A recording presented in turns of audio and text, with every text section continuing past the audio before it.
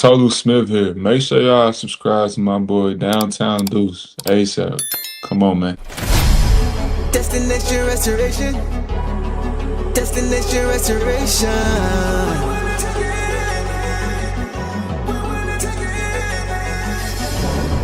Destination restoration. Destination restoration. It's our time. Can you feel the elevation? We on a mission on vacation. Time to create the separation. Championships and motivation. 313 need no explanation. Miss me with all that conversation. We ready for the confrontation. Counting down to our destination. The final destination. Together all the time together. It's us against the world, it don't get no better. We turned it around, that was the beginning. Coming for the crown, you know we winning. Time to put in the work, I'm about to go berserk. Taking our prisoners, it's my time. Yeah, I know that it hurts. Saying break on the church, you don't wanna see me in my prime. The mission is to ring, we're caught in everything. In the city, supporting the dream. Vision new I never seen, we deserve to be king. It's all or nothing, no in between. The clock is ticking and I hope you're listening. Don't touch me cause I'm sizzling.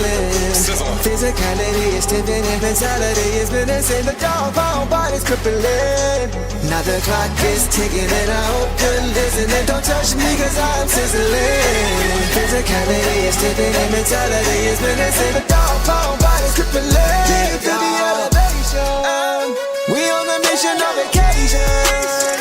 Time to create the separation. Championships and motivation. 313 need no explanation. Miss me with all that conversation. We ready for the confrontation. Counting down to our destination. The final destination.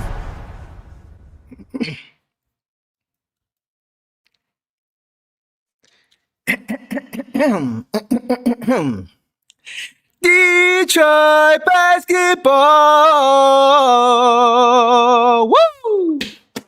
Man, oh man. Everybody, what up, though? Welcome back to another episode of the Downtown Deuce Show with the boss. Hope everybody is having a great Saturday night. Boss, how are you feeling right now? I feel amazing. I mean, I can't believe that they just did that again. And I mean, we were at almost full strength. We adjusted. Wow, we really had control of that game, and it felt good. Oh, my gosh, man. So many good things to talk about in this game tonight. Chat, we see y'all. Y'all are deep per usual. Man, Super Chat's coming in already. Court Chronicles, I appreciate you, bro. Court Chronicles says, much love to you, bro. I appreciate it, man. Hey, if you have another comment, go ahead and drop it. Put it in caps lock so we can see it, and we can get to you if you have something you want to say about this game.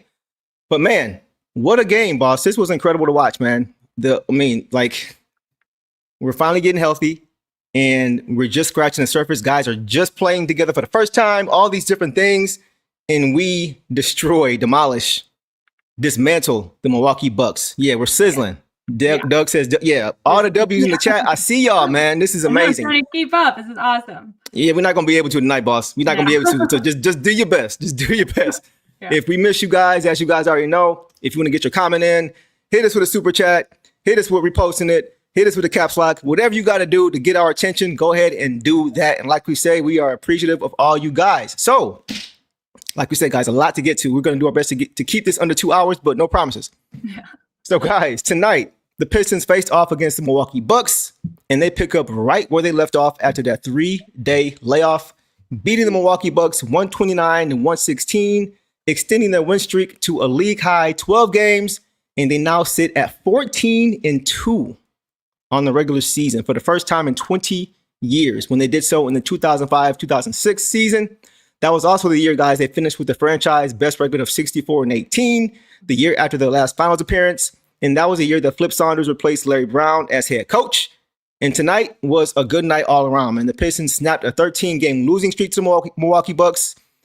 And those guys have had our number the last few years. You know, they've won 29 of the last 31 now against us. So getting the win tonight was lit. Absolutely lit. What do you got to say about that, boss? I mean, yeah, it was just amazing. I think they mentioned in the broadcast too, of the times that the Pistons have gone on 11-0 streak, they've made it to the Eastern Conference Finals. It's happened before. So always good vibes. The game of basketball has changed a little bit. It's very offensive, I would say more, but it's a good sign for us. And I mean, it just felt good to get a win against Milwaukee. They have weapons still. We know that Giannis was out, but they have weapons. And so we just, again, did a really good job, a huge team effort. Everyone played. Everyone that was active on the roster played, which is huge because when you have healthy guys coming back, you don't know what the lineups are going to look like. So I think we really just maintained control. They went on a few runs, but we were so far ahead that their runs didn't really make a dent. So we got a little bored toward the end. Show the youth a little bit, right? As far as not just putting your foot on their neck and just putting them away by 30, which we could have done.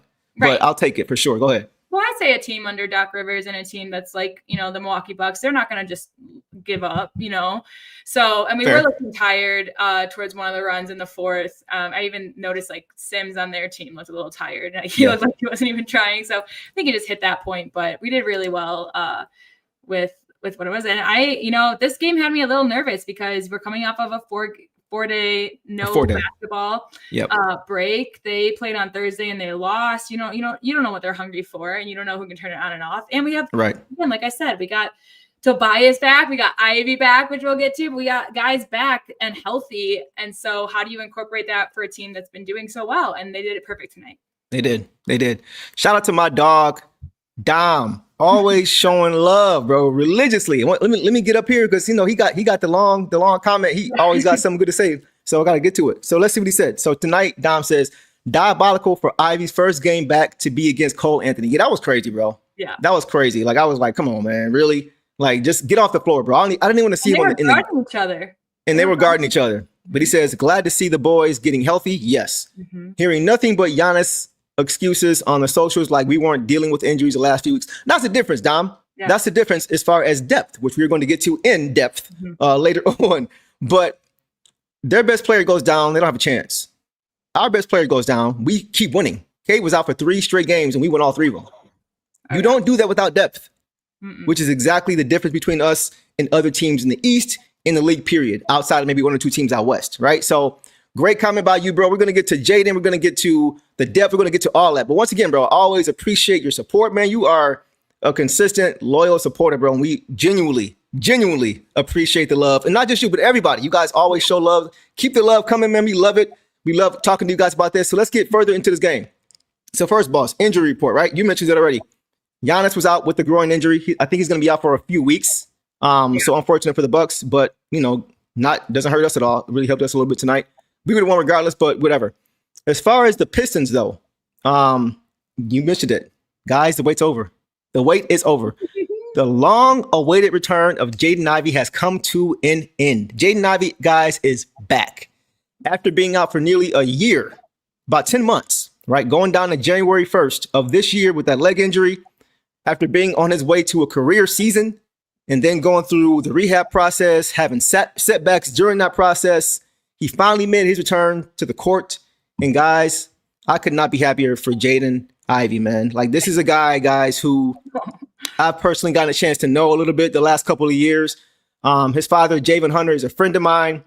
He introduced me a few years ago. Shout out to Javon. That's my guy. Really good father, really good human, was a really good athlete. But he's been on the show a few times with myself and King. And I've been a really big supporter of him and Jaden since his Purdue days. And guys, man, let me just tell you, if you know me at all, you guys know that I have had no problem, and Boss too, no problem defending Jaden Ivey against all of the hate, all of the unnecessary criticism, similar to how I was with Daniss Jenkins, for example, right? So it's nice to finally see him get back on the court with the guys. I mean, he's a great dude off the court, family man, works hard at his craft, and you just love to see guys like him succeed. And Boss, I know he's your favorite player, right? Pistons player. Yeah, and I got his jersey when I was there. I'm wearing it out tonight. I'm excited to get it. He's my favorite Pistons player. I just love what he brings. And I was just when he checked in, I just had the biggest smile. Like I couldn't contain myself. I was so happy for him. Yeah. And I think that he had just a really solid show out for his first game back in almost a year. After also dealing with the noise and everything, he looked really comfortable out there. I know we'll get to him, but like he just looked so Like he was moving fast with the ball. He was moving fast off the ball. He was getting up for rebounds. He was getting up for layups. Like he looked comfortable and he looked healthy. He didn't Yes. like he was hesitating at all. Yes, it's funny, guys. When Boss was here a few weeks ago for her first game at LCA, first thing she said when we got in the arena was, let's hit the store. I got to get a J.I. jersey. First thing she said. So, she's a true J.I. fan. That really is her favorite player. She's been talking about him, rocking with him, defending him, just as I have been since he's been getting this criticism. And people have forgotten about him. We forgot about Kate record. It could be the same thing for J.I. Forgot about J.I. for sure. But guys, she mentioned it. Both Jaden and Tobias Harris were available tonight. And we didn't know for sure what the plan was going to be until game time. Both of those guys did practice with the team earlier today. And both of those guys were seen getting up shots pregame. And Coach Bickerstaff actually talked about Jaden's progress leading into this game. So let's check that out. All of his teammates are excited. The journey that he's been on to get to this point, it's been a struggle. And it's frustrating. It's emotional. It's all those things. But you watch the way that he approached the work and, he put himself in position to come back even stronger than when he left. So, obviously those things will take some time for him to just get comfortable, his load to increase, minutes to increase and all those things. But his teammates and him and us as coaches couldn't be more excited for a guy who deserves it. I mean, it looks good. You almost forget, just how fast and explosive he is. And then you see him out there against, people who are generally fast, and then there's levels to it, right? His ability to explode from a stop to a start, and get to full speed on his first step, is remarkable. How he can get to the paint, at ease, the pressure that he puts on you in transition, like all those things that he does. It's been close to a year since we've had him on the floor with the guys. So, we're looking forward to it, and I know he is as well. So great stuff there. I mean, he said some of the things you already said. It's been close to a year, and you can't expect him to come back and just be peak JI right away. But right. He came back and looked about as good as you could expect somebody to look who's been off for 10 months. I mean, and you see the domino effect too of him being on the court, how it affects other people, which we'll get to. Go ahead. Yeah, I mean, they had him as ball handler. They gave him shot opportunities. Like, he just looked comfortable out there. He just came off the bench, guys, because, coach isn't going to give him more than he can't handle. Yep. And since we have the depth, it's not like we had to rush him back out there, have him play heavy minutes his first game back. So he does look really nice. And I got to say hi to Tom. Tom's in the chat, everybody. Hey, what up, though, Tom? Hey, make sure y'all go follow Tom on YouTube. He just created a new YouTube channel. And I think his first video was talking about his experience when he was coming to Detroit. So you guys make sure you go follow him on YouTube. I think it's just his normal Korea Pistons fan tag on YouTube. If not, Tom, let me know. But yeah, you guys go follow him. But shout out to you, bro, for sure. Yeah, man. But you definitely you got more comments on that, boss? No, I mean, when we get to his box score and stuff, I'll have more to say. Okay. But I just liked what I saw from him tonight, and I look forward to more. Yeah, for sure. I want to shout out Brandon Jennings too, guys. Yes. Brandon Jennings was in the building tonight, man. It was nice to see him. We had some great memories with Brandon Jennings, man. Him and Andre Drummond, they had a great connection, big man, little man connection with the lobs. He had a bunch of 2020 games when he was here. Just really gave us a nice little resurgence for as far as that Pistons era, because it was a little bit of downtime there. So having him on the team kind of gave us some little hope for the future with him and Dre. He brought out the best of Dre, I felt like, a lot of times in his game. So it was just nice to see him in the building and talking with the fellas for sure. Yeah, exactly. It was good to see him, Tom, for sure. I always think about what could have been had he not had that Achilles tear. Because he was on a roll, man. He was playing so well. And then he went down and, that was pretty much it for him. But shout out to him, and he did some great things here in Detroit.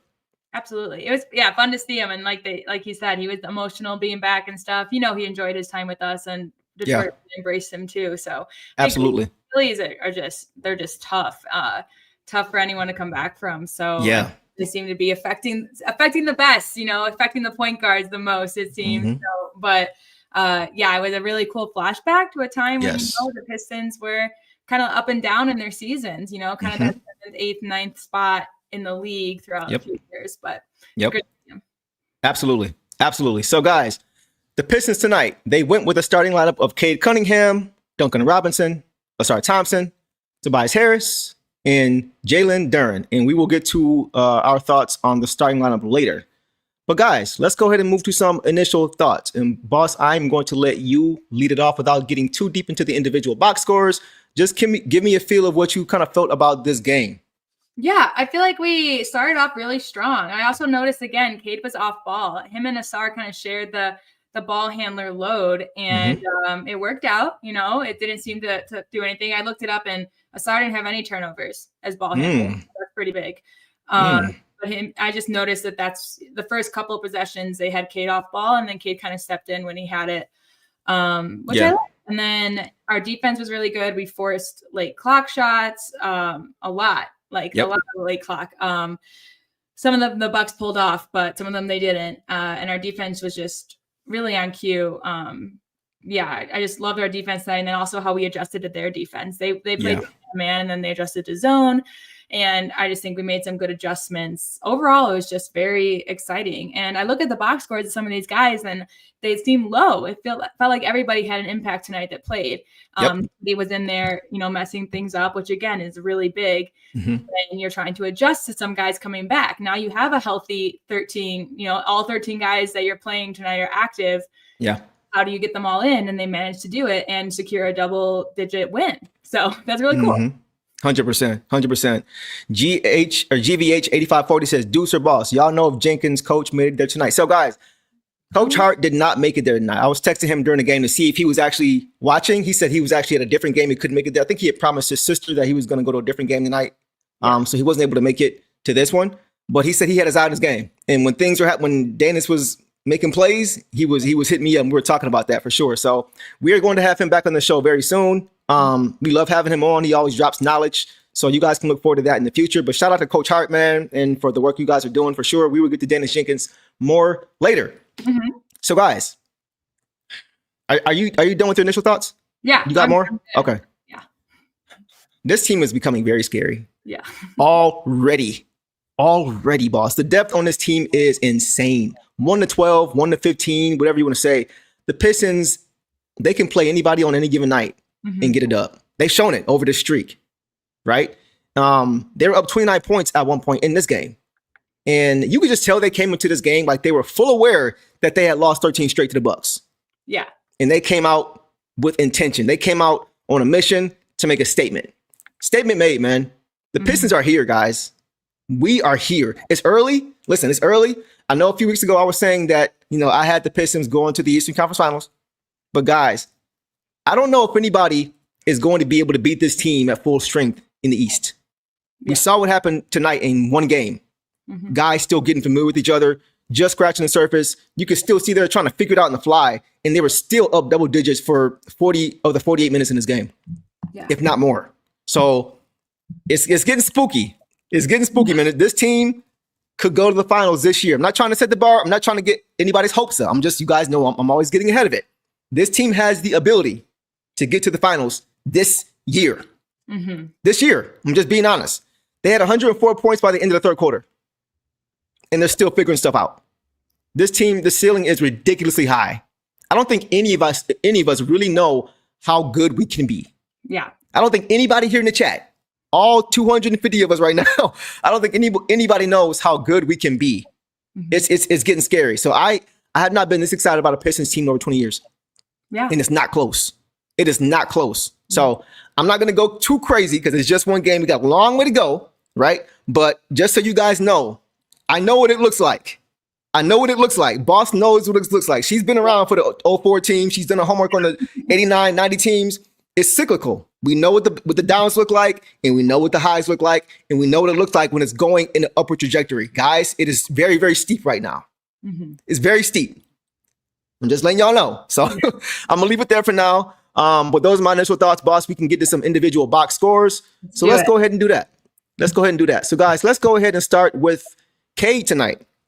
So guys, in 33 minutes, Cade had 29 points on 10 of 18 shooting, 3 of 6 from 3, 6 for 6 in the free throw line, 8 boards, 10 assists, 4 turnovers, 1 steal, 1 block.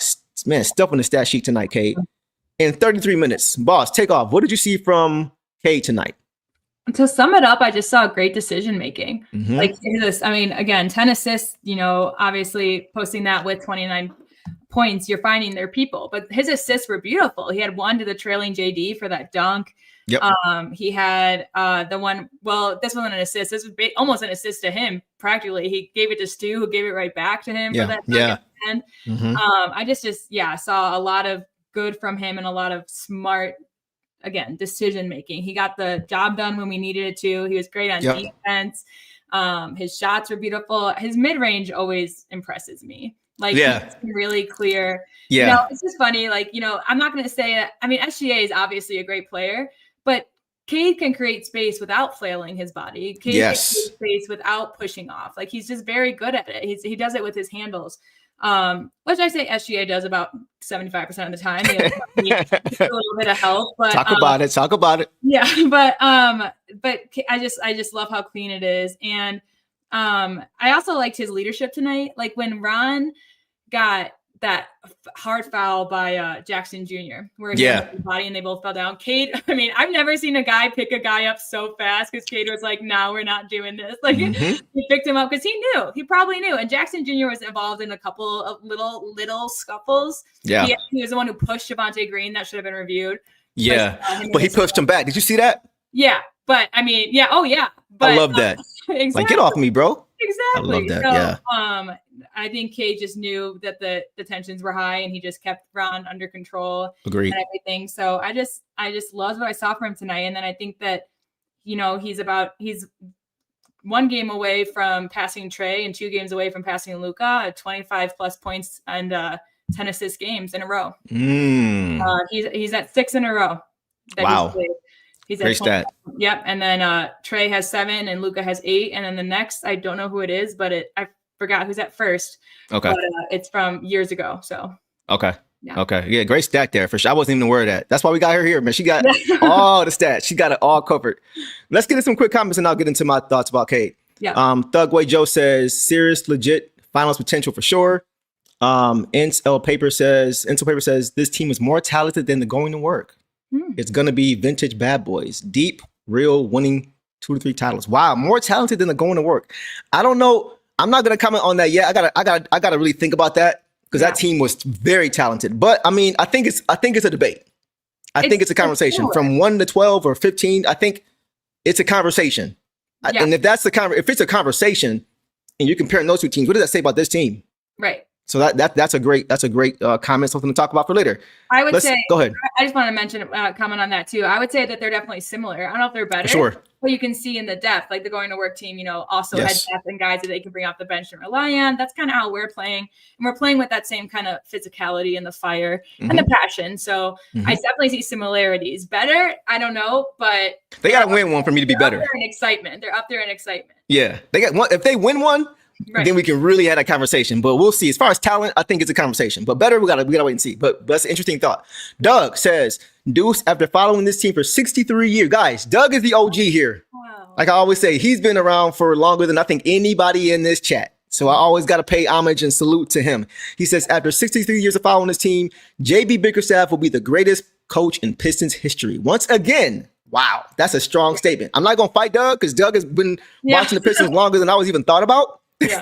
maybe even my parents have thought about, but I want to give him a lot of credit, because he has usually been dead on with what he's saying, because he's seen this team for years. He's been watching, he's seen the ups and downs like we talked about. So I think that's a strong statement, but I'm not going to say he's wrong, right? Yeah. Only time will tell, but I think he has a potential to get there. Shout out to Coach Larry Brown, shout out to Coach Flip Saunders, shout out to Coach to Chuck Daly, all the Rick Carla, all the great coaches here, right? Yeah. But JB, he's definitely going to be in that conversation, because he's going to be here a while.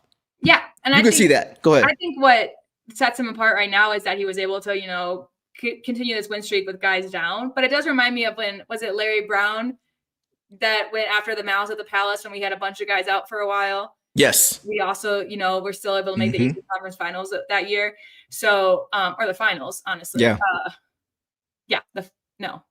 Which year? Eastern Conference Finals, 05 to 06. That was the East. That was Flip Saunders. Yeah. Okay. Flip. Okay. So, but similar in that, I think it's just, you know, creating a deep team. And so JB's in there with them for sure. No, you're right. He weathered the storm though in that 04-05 season with Malice at the Palace when Ben was out and Rip missed a few games. Yeah, he definitely, And I think she missed a game or two for going into the stands, whatever. But he weathered the storm. So JB has shown that same ability to be able to weather the storm, maybe even in a greater way, because we've had so many guys out to start the year. Doug, one more comment says, Ivy need that. Yes, that'd be guys. I don't think we've ever seen Jaden get a belt. Yeah, keep us updated, guys, on who gets let us know if you see. I'm curious. Yeah. I'm curious on who it could be because besides Cade having 29, it was pretty equally spread out. So yes. I'm curious to see who they give it to. I could see Ivy for making his return. Yes. I could see Tobias for having such a big impact after 9 games off. True. So true. Let me know. I hope Jaden gets it because like we've seen other guys get it. I think in his return, he didn't have a bad game either. So it wouldn't be like it was just, trying to just be nice and give it to him. He played very, very well in this game. So I think, and the fact that he's never gotten it, we've never seen him get it. Yeah. I hope he gets it. And he's going to get a lot more, a whole bunch more belts this year. But it was just nice to see that. All right, guys, let's go ahead and get to my thoughts on Cade. Boss hit a lot of great points already. But my first question is, why do the Bucks have Kuzma on Cade? That man can't guard him. They had Rollins towards the end, and I was like, that's kind of a compliment to Coach Hart to have Rollins, but they did switch it up. Yeah, Kuzma can't guard Cade, bro. Like, first offensive possession, Cade just went right by him, had him stuck in the mud, went for a left-handed dunk. Yeah. Like, but defensively, you mentioned the offensive things, the 29 points, the near triple-double. Defensively, man, the two-way play from Cade that he has sustained all year is impressive. Oh, yeah. I want to give him a lot of credit for taking care of his body, for being able to do it on both ends. I say it all the time. When you exert energy defensively the way that he's doing, if you're not in shape, you can't give us 29, 10, and 8. One of those ends is going to suffer every time if you're not in shape. So I got to give Cade, again, credit for being in shape and for being willing to attack it both ends of the court that week. Like he was guarding 94 feet. He was picking guys' pocket. He picked Kuz's pocket one time, went coast to coast. He was bodying him up in the backcourt. Like, as a point guard who has a lot of responsibility, you can't do that if you are not in shape, if you're not taking care of your body. We saw that with Luka. Great offensive output in the past, nothing on defense, right? So Cade is becoming one of the best two-way players in the game, period. Period. And that is what was going to help him to get that eventual MVP at some point. It is, for sure. So, yeah, you mentioned the offensive stuff. I'm used to that. Like, that's what he does. He does that stuff in his sleep. But for me, it's just the defensive stuff that he's doing now, right? As the captain of this team, as a leader of this team, leading by example, getting it done on that end. I got to give him a lot of credit for that. Yeah. And that steal that he had, I think he was on Kuzma, either Kuzma or Rollins. He picked the pocket and then got it out to the 3 for Stu. Yes. So he created points off of that, so he's doing it all. That's when he had a steal and an assist in one possession. So that's huge. And he's playing with fire. And I think that this 4-day break was just huge for him too, to rest that injury. Right. He looked great out there. Like I said, just his decisions, I think were huge. Yeah, 3-1-3. Exactly. I was saying the same thing, bro. Like, come on, that's just not fair. That's just not fair. He's not strong enough to mess with him. He's not big enough to mess with him. But Altoro also, I love this comment. Good to see Cade sitting and laughing in the fourth. How many times do we see Cade at the end of the fourth quarter in previous years on the losing end? Yeah. When the game was already in hand, and it's like, all right, bro, just it's no point to waste your effort out there. This game's over. Let's part of that losing streak when he was just being on the bench like this. Yep. Like, just in a whole nother world, like what is happening. It's so nice to see him be able to because good teams can do that. We see the Nuggets do that. We see the Thunder do it last year. The Pacers did it. Like when their whole starting lineup is on a bench and you got the third stringers out there and you're like, who is that guy getting buckets? You got a deep team like that. It's so nice to see that. And they love that. And that's important for being able to preserve your body in the playoffs for the long stretch run. Being able to sit 4 or 5 minutes a game in the fourth quarter when it's over the course of a season, those minutes add up. Well, and also just to get that lead means that he doesn't have to worry about coming back in. He doesn't have to worry about checking in and out based off of the free throw game, whether it's offense, defense they need. Like, he doesn't have to worry about that. He can just sit and chill and let the guys take care of it.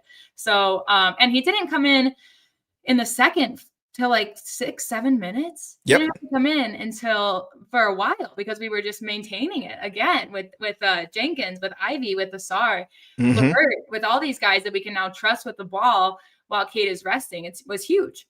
Yeah, for sure. Torch Laura is pushing back on that announcement or that declaration about the BAP or the Golden Work versus this team. Says there was a lot of depth on that Golden Work team. Okor, Mike James, Lindsey, Corliss. That's true. But we got B-Ball Paul, we got Javonte Green, we got Ron Holland, we got Daniss Jenkins. The same. Oh no, man. This Caris LeVert. They got to bring home a championship or something. Yes. Even I know I'd start to compare it after the Eastern Conference Finals too. Like if they made it that far, I'd be like, yeah, this team is at least the best we've had since the going to work team. For sure. No question about it. Yeah. No question about it. The 2010s were rough. Yeah. 2010s were rough. Brandon Jennings was one of the bright spots of the 2010s. Him and Dre and those guys and Tobias and Reggie Jackson and KCP and Marcus Morris and all those guys. Yeah, for sure. But this team is on another level already.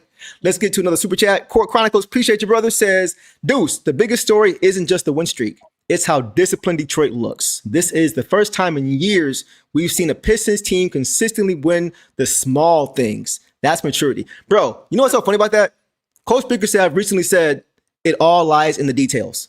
Mm-hmm. He's always talking about the details. The details are what veteran teams have.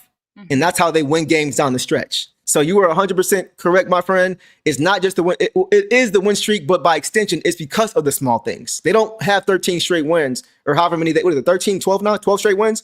Yeah, 12. You don't have that without the details, without the small things, without guys like Javonte Green doing the small things. That is what you need. Stu, Ron Holland, doing the small things. That is how you win games and sustain those win streaks. Because I always say, your star is not always going to have it going every night. So who else is going to step up and do the little things? And we have guys on this team who can do the little things consistently. We got a ton of guys who can do those things. So even if one of the guys isn't doing it, you got two other guys who can do it. Yep. And that's the depth, once again. So Court Chronicles, you are 100% right. 100% right, man. It's all in the details, and that is what has really contributed to this win streak. And I don't even know when it's going to end, bro. It could go for a long time. We'll leave that there, though. We'll leave it there. Let's go to our next guy, boss. Let's go to Duncan Robinson. So, guys, tonight Duncan Robinson had 15 points on 5 of 6 shooting, 5 of 6 from 3, which I do not mind because all of those were threes, and he knocked down 80% of them. Better than that.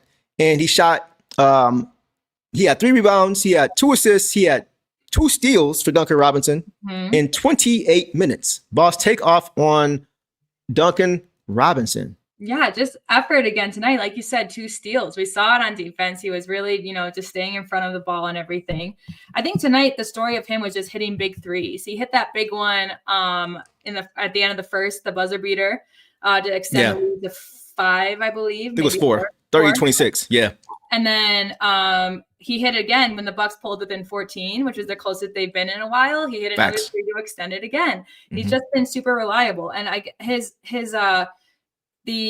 looking, the 5 of 6 field goals and 5 of 6 threes. I mean, that is just so impressive. And no fouls on defense from Duncan Robinson for at 28 minutes. That's just huge. Facts.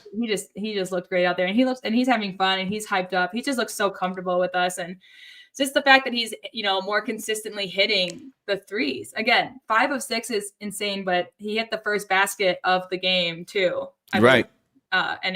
He booked into the quarter with the 3 and then the 3. The first shot and then the last shot of the quarter. Yeah, go ahead. And it's just so nice to see after a little bit of an adjustment period in the beginning, and he's just really woken up. So yeah. He definitely has. We were both asking him to do more at the start of the season, and he has done that. Like, he has done that, man. He like you said, he just looks so comfortable now. Mm-hmm. He is not afraid to let it fly now. Like, he doesn't feel like he's stepping on toes because they let him know you're not stepping on toes and you're aggressive. That is what you were brought here to do, is to be aggressive, come off screens aggressively. The screen is going to be there. Like, either it's JD or Stu. You're going to have some room. Right, unless they come out and double and send another guy. Like, if JD's guy comes out along with the trailer, or if Stu's guy comes out, you got an easy pass. Right, so it's just like the reps, seeing it enough times, and then knowing what to do, having a gauge for how much room you need based off the screen. Those things take time, and you see now he's just coming off, flying off. If he's got it, he's not even thinking. He's just letting it go, and confidence is there. Sometimes it's like, whoa, what in the world? Oh, good shot. So he is consistently knocking him down, and with volume. I didn't know if he'd be able to knock him down shooting 7 or 8 a game. I knew he could do 3 or 4, but the volume that he's getting him up and the consistency that he's knocking him down, I'm very impressed. I am very, it's to a point now where I expect it to go in now. When he lets it go, I expect it to fall. And I'm expecting him to make good decisions too. There was a couple times that he read the zone, and he would so if he didn't have the 3-point shot, he just dribbled it in to make guys collapse, and he would throw it back out. Like, he would just, again, no hesitation, just reading the defense well, just doing what he wanted to do to make sure that they, score on that possession. Right. And he just created, whether it was moving off ball, moving around screens, or when he had the ball, just making the right decision and passing it out. Yep. No, it just shouts comfortable to me. Like, yes. Comfortable with these guys. No, you said it. Yeah, go ahead. Yeah. Yeah, he's just comfortable, and it just comes with reps. But for me, it's the defense. We're seeing him once again getting hands on balls, just being disruptive. Right? That's the thing. It's just the effort piece that is there now that I didn't see before. And he looks like one of the guys now on defense. You know what I mean? Like, even though he's not a high-level individual defender, he's a pretty good team defender when you give him time to understand the scheme.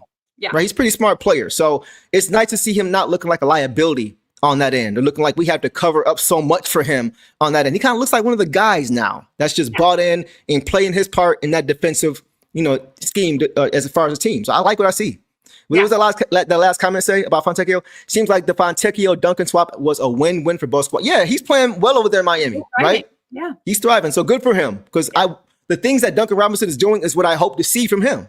Yes. Right, as far as just moving without the basketball, making good decisions when it's there, not trying to do too much dribbling, even though we know Duncan's probably a better ball handler and playmaker than Fontecchio is, obviously, right? He's not getting caught in the air and turning the ball over, right? Mm-hmm. But if he's knocking down shots. So it's just nice to see that it was a win for both teams, especially us, because Duncan has been great. Absolutely great. Got to give him a lot of credit. Go ahead. You always want to let the guys thrive. Like, I always root for their thriving, and it just helps that we're thriving too. Like if Duncan was slowing down in Tech, I saw some comments early in the season like, why couldn't he do that when he was here? Kind of stuff. That's kind of what Miami's saying about Duncan. Also, different schemes, different coaches.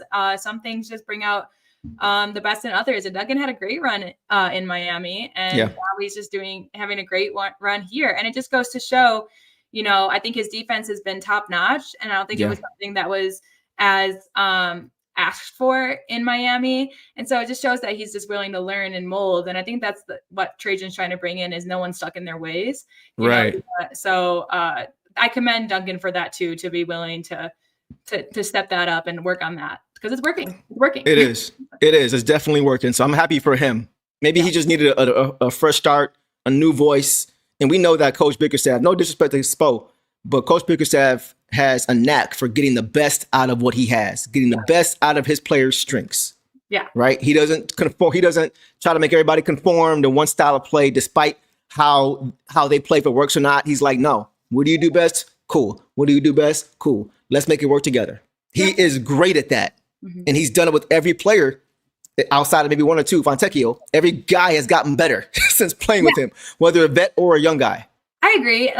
But he also, he pulls what is best, but he also expects them to fit the mold too. So agreed. Yeah, you're a great 3-point shooter, Duncan Robinson, but we also need you to step it up on D, and that's what he's done. Fair. So he absolutely does utilize their strengths, but he pushes them to do more. And we heard that last year too, how he would push Cade to do more. He'd just push guys to do more, and so they talked about it too as players. So it's just the way he coaches, and it's just been a blast. Was it Doug? Doug that said that? He's really just making a show out for why he should be coach of the year.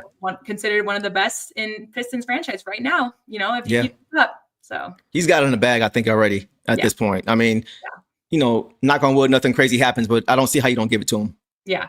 For sure. All right, guys, let's keep it moving. Let's go ahead and move on to Ausar Thompson, backbone of the defense, Thompson, as I call him. Guys, tonight, Ausar Thompson had 6 points on 3 for 6 shooting, 2 boards, 1 assist, 2 steals, 1 block in 28 minutes. So that may look deceiving, and we're going to get to that. But, boss, I'll let you tee off first on Ausar Thompson. What are your thoughts? I feel deceived. 6 points. I remember all his baskets. I guess I remember all 3. I remember the baskets he prevented guys from having. But go ahead. Yes, of course. Defense. He had great defense on Rollins. He had 2 pokeaways that resulted in the forced shot clock violation. He had 2 of his baskets I remember is that he had a steal and a dunk. He had one in the first and then one in the second. Steal the dunk. He drew that elbow from Rollins, which was a frustration elbow because he was defending so well. Should have been a tech low key. How is that a common foul? He deliberately put his elbow in his chest. Come on, bro. His intentional his chin. At him, and he chooses to raise his arm. He's shorter than Ausar. There's no reason why his elbow needs to be above his head too. Right. But whatever. We love the physicality, so we'll take it. But yeah, Ausar, his defense was just spectacular, and I just think 2 steals and 1 block is huge. Like I said, no turnovers. His main ball handler.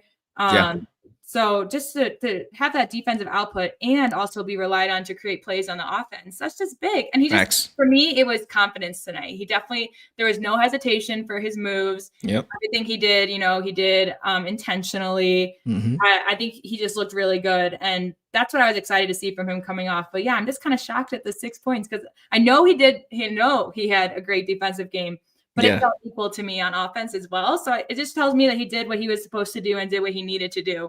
When he was in, he took it. He used his minutes very wisely. And you mentioned it, no turnovers. Yeah. Right. And it looks like we talked about this with other guys. It's just like letting it come to him.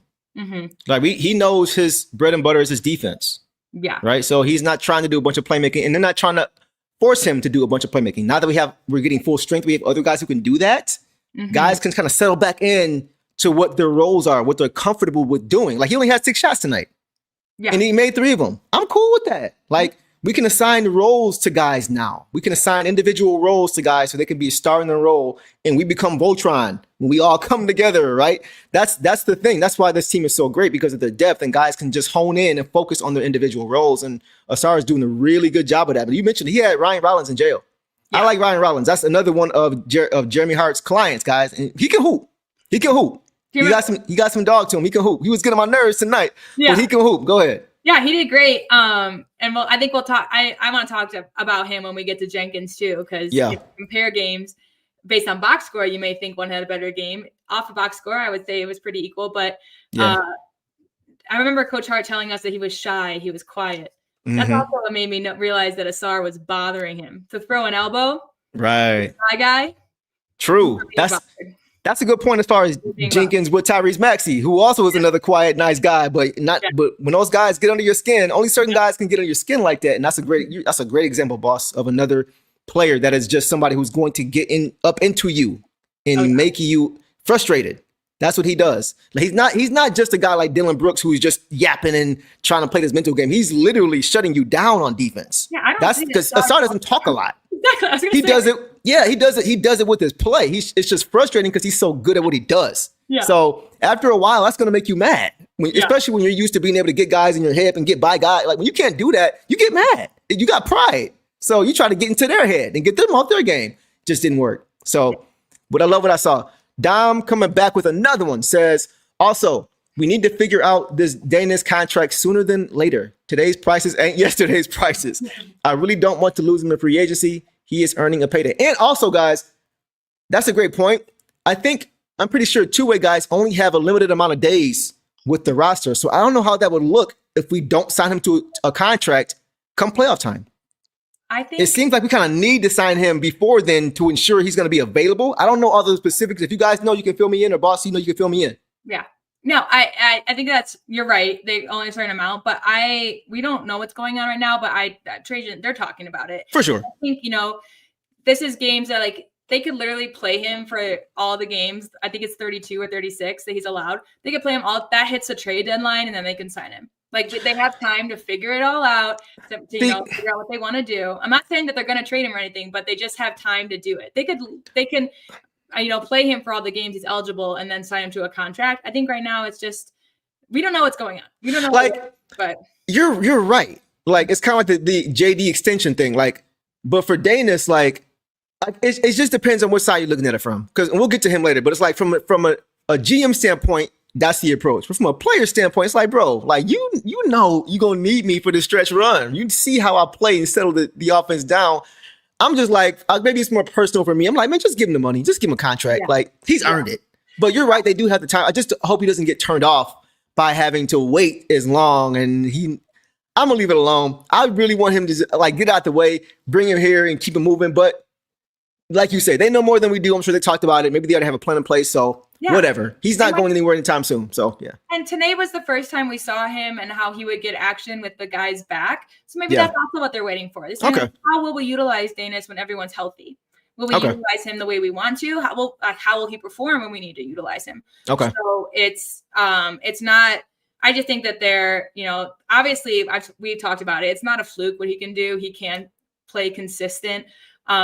And do what he does consistently. Mm-hmm. But I'm sure that, they're thinking about a lot of things right now. We don't know. That's true. We don't know if Malik is in the mix. We don't know, if they're, already planning on the JD Ivey extension. They're seeing how Ivey's doing before that, who knows? Well, I will say this. I have interacted with Bees on his Twitch. And he's just talking like, hey, man, when I come back, he's not even concerned about this legal stuff. He's like, whenever I come back, whenever they stop playing around and let me back, like he's like, I can't say too much, but whenever they let me back, it's gonna be on the popping. I want to come back to Detroit. So that's a whole other thing we haven't even talked about. That's a whole other player, another asset, another weapon we haven't even talked about. And we already are one of the deepest teams in the league. Scary hours. Go ahead. And the way that we're playing, guys, maybe Malik comes back for less.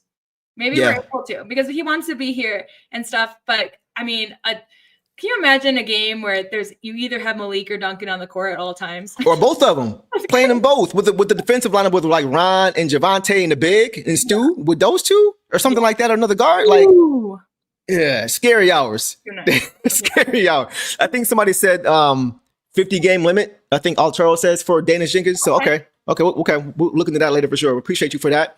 All right, guys, let's go ahead and move on now to, we just did a start. Let's go to, is it Tobias time? Yeah, Tobias.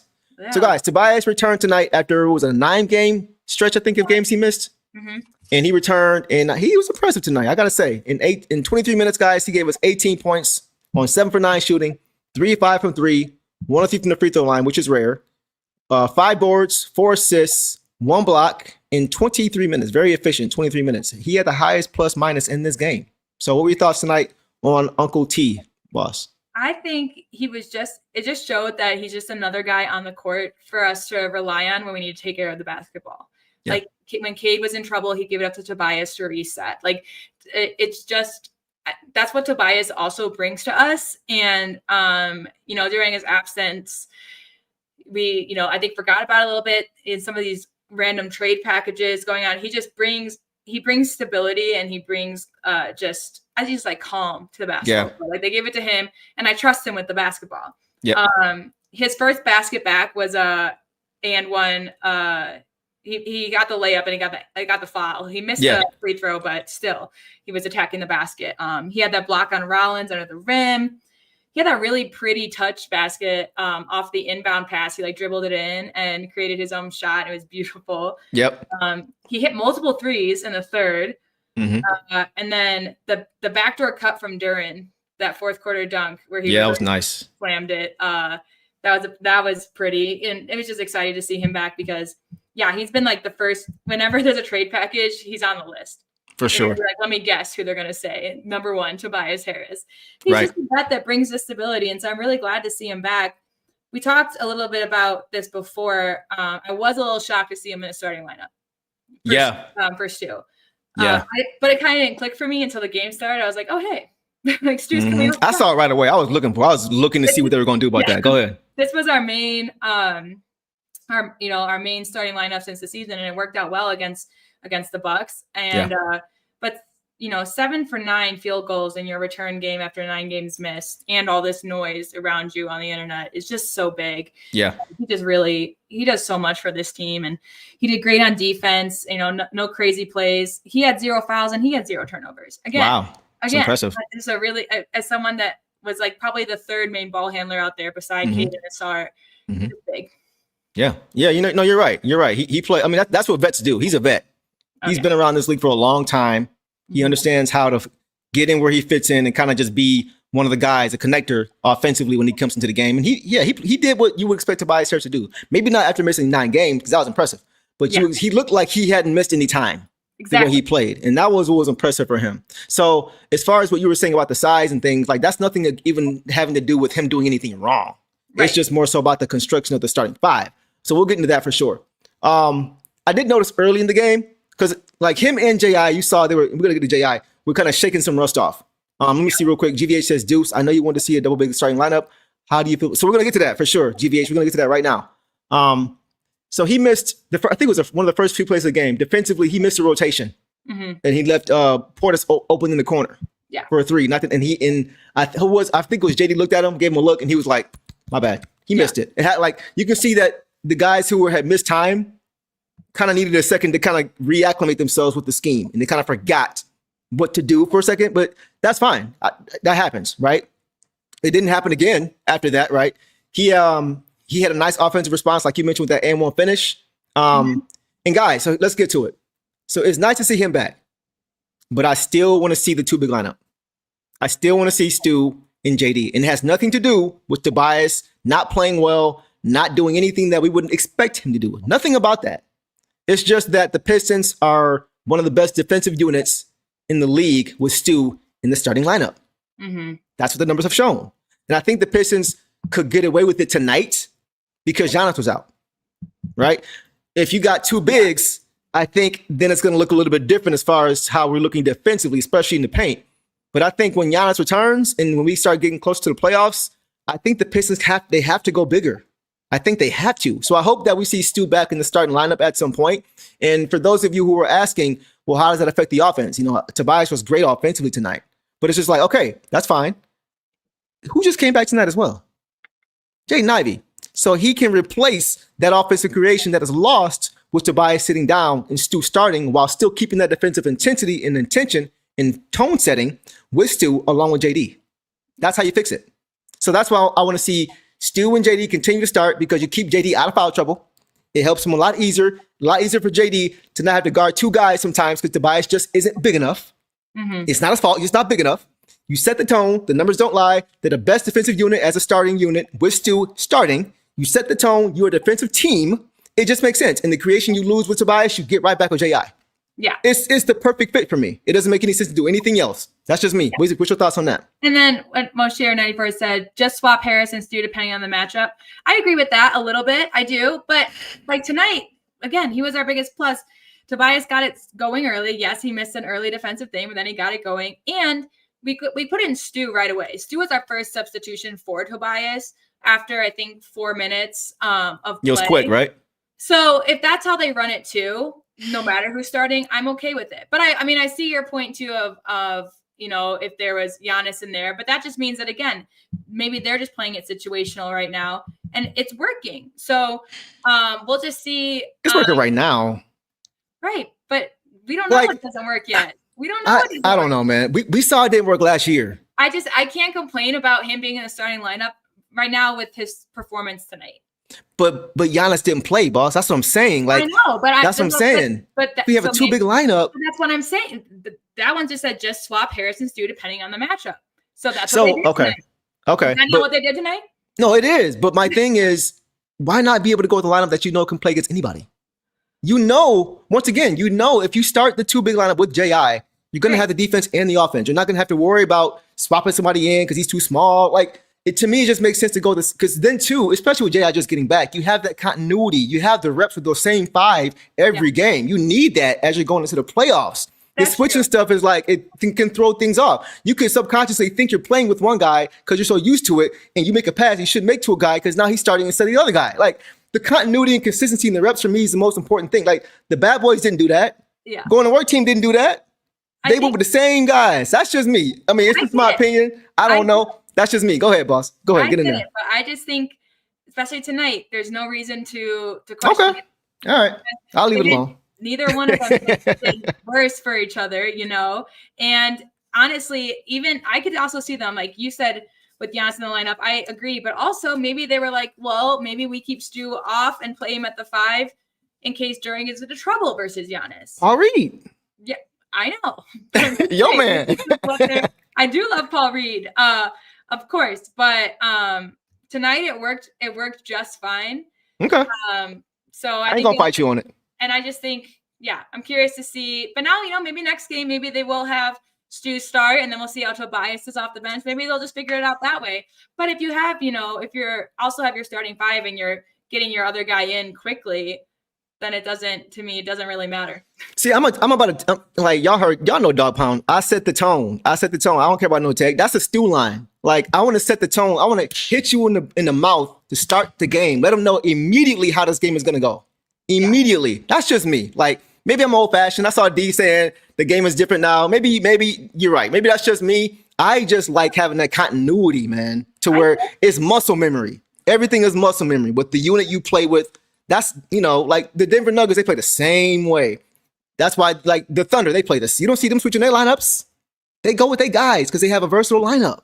But the only reason we switched. What up, Will? Go ahead. I'm sorry, boss. Go ahead. The only reason we switched this lineup was because of injury. Tobias was out for 9. So we technically just went back to the lineup we started with. Right. But this lineup has been the best defensively in the league with Stu there. Why would you take that out when that's who you are? Because we were still winning with this other lineup as well. They're just experimenting. That's the beauty of it, though. That's the beauty, though. Because, we're winning either way. So it's just it's a good problem to have. I think it's a good conversation, boss. We're probably going to have offline for weeks. Yeah. but good comments from you guys. Go ahead. I'm not mad about it. No, me either. No, this is good stuff. It's fine. If I see Tobias on the bench, I'm like, cool. Look, if we were losing, and this is then it's totally different conversation. Then it's but we're winning. So I'm not even mad. I know coach knows way more than I do. He going to figure it out. It's just my thought. You have your thought. Y'all have your thoughts. Yeah. None of us could be wrong, by the way. So we just got to wait and see what happens. But Will, what's going on, bro? Will says, if we were losing, right. Then okay, yeah, for sure. So maybe if it gets to a point where we're trying to do that and we start seeing guys turn the ball over or guys aren't on a string, then maybe we will go to the full timeline. We'll see. Well, it's a great problem to have, though. We also have Ivy coming back healthy. Is he going to start for Duncan? He should. I'm sorry. Some things where we're going to start to mess around with the starting lineup anyways. So they'll figure this all out. Yeah, it's going to be fun. In a few weeks, and then we'll have a set start. So it's going to be fun for sure. No, I love the back and forth. It keeps my brain sharp. So I'm not mad at it at all. In chat, keep the comments coming. We see y'all, man. Y'all are giving us some great thoughts as well. So keep them coming. We're going to get to as many as we can. You said what? Chat is pretty split as well. No, with Tobias, we get off to a slow start every game. Stu coming off the bench means we have the best backup center in the league. It's not negative. Stu is not a starter. Please try to stop and enforce it. We got a situation. Okay. Either way. For defense, Tobias for offense. So we're split in the chat too. But like I said, it's not like we're either one is a negative right now. Right. So. And then one more thing. Imagine Tobias off the bench against second stringers. Oh, yeah. Woo! Man, oh man. So we'll leave it there. But yeah, either way. Doug coming back says, "Love, we can disagree respectfully." Oh yeah, for sure. Hey, we grown here. We don't do that other stuff. We don't be on that Tank Davis makes you think type stuff where you just be talking for no reason. We just here to have good conversation, man, and to talk about our team. And me and Boss have a really great respect for each other. That's sis right here. So it's just we always gonna keep it like that for sure. But D says, "Great problem to have, 100%." And Doug, I appreciate you, bro. If you have another comment, you don't need to send a super chat. Just let us know. Put it in caps so we can see it, and let's keep it coming. Appreciate you, bro. All right, guys, let's keep it moving after that very healthy debate. Yeah. Let's go ahead and go to JD. Man, oh man, guys, Jalen Duren, man. Tonight, guys, he had 19 points on 7 for 10 shooting, 5 of 8 from the free throw line. Not bad. It could be better. Yeah. 6 boards, 5 assists, 3 turnovers in 27 minutes. Thoughts on our young 22-year-old Jalen Duren? He's still looking great out there. I mean, the effort is insane. He was our second highest scorer behind Cade with 29. Yeah.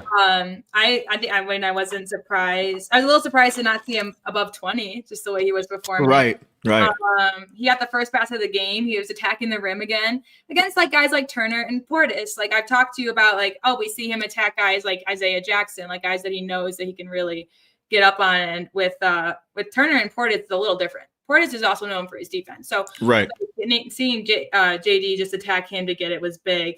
Mm-hmm. I also, one play I noticed from him, a huge defensive play, is Portis got past him and JD moved his feet to get back in front of him and contest the shot, which came up short. Yes. Young JD, last year's JD might have he'd be doing this, slapping with his hands. Might have come at the side.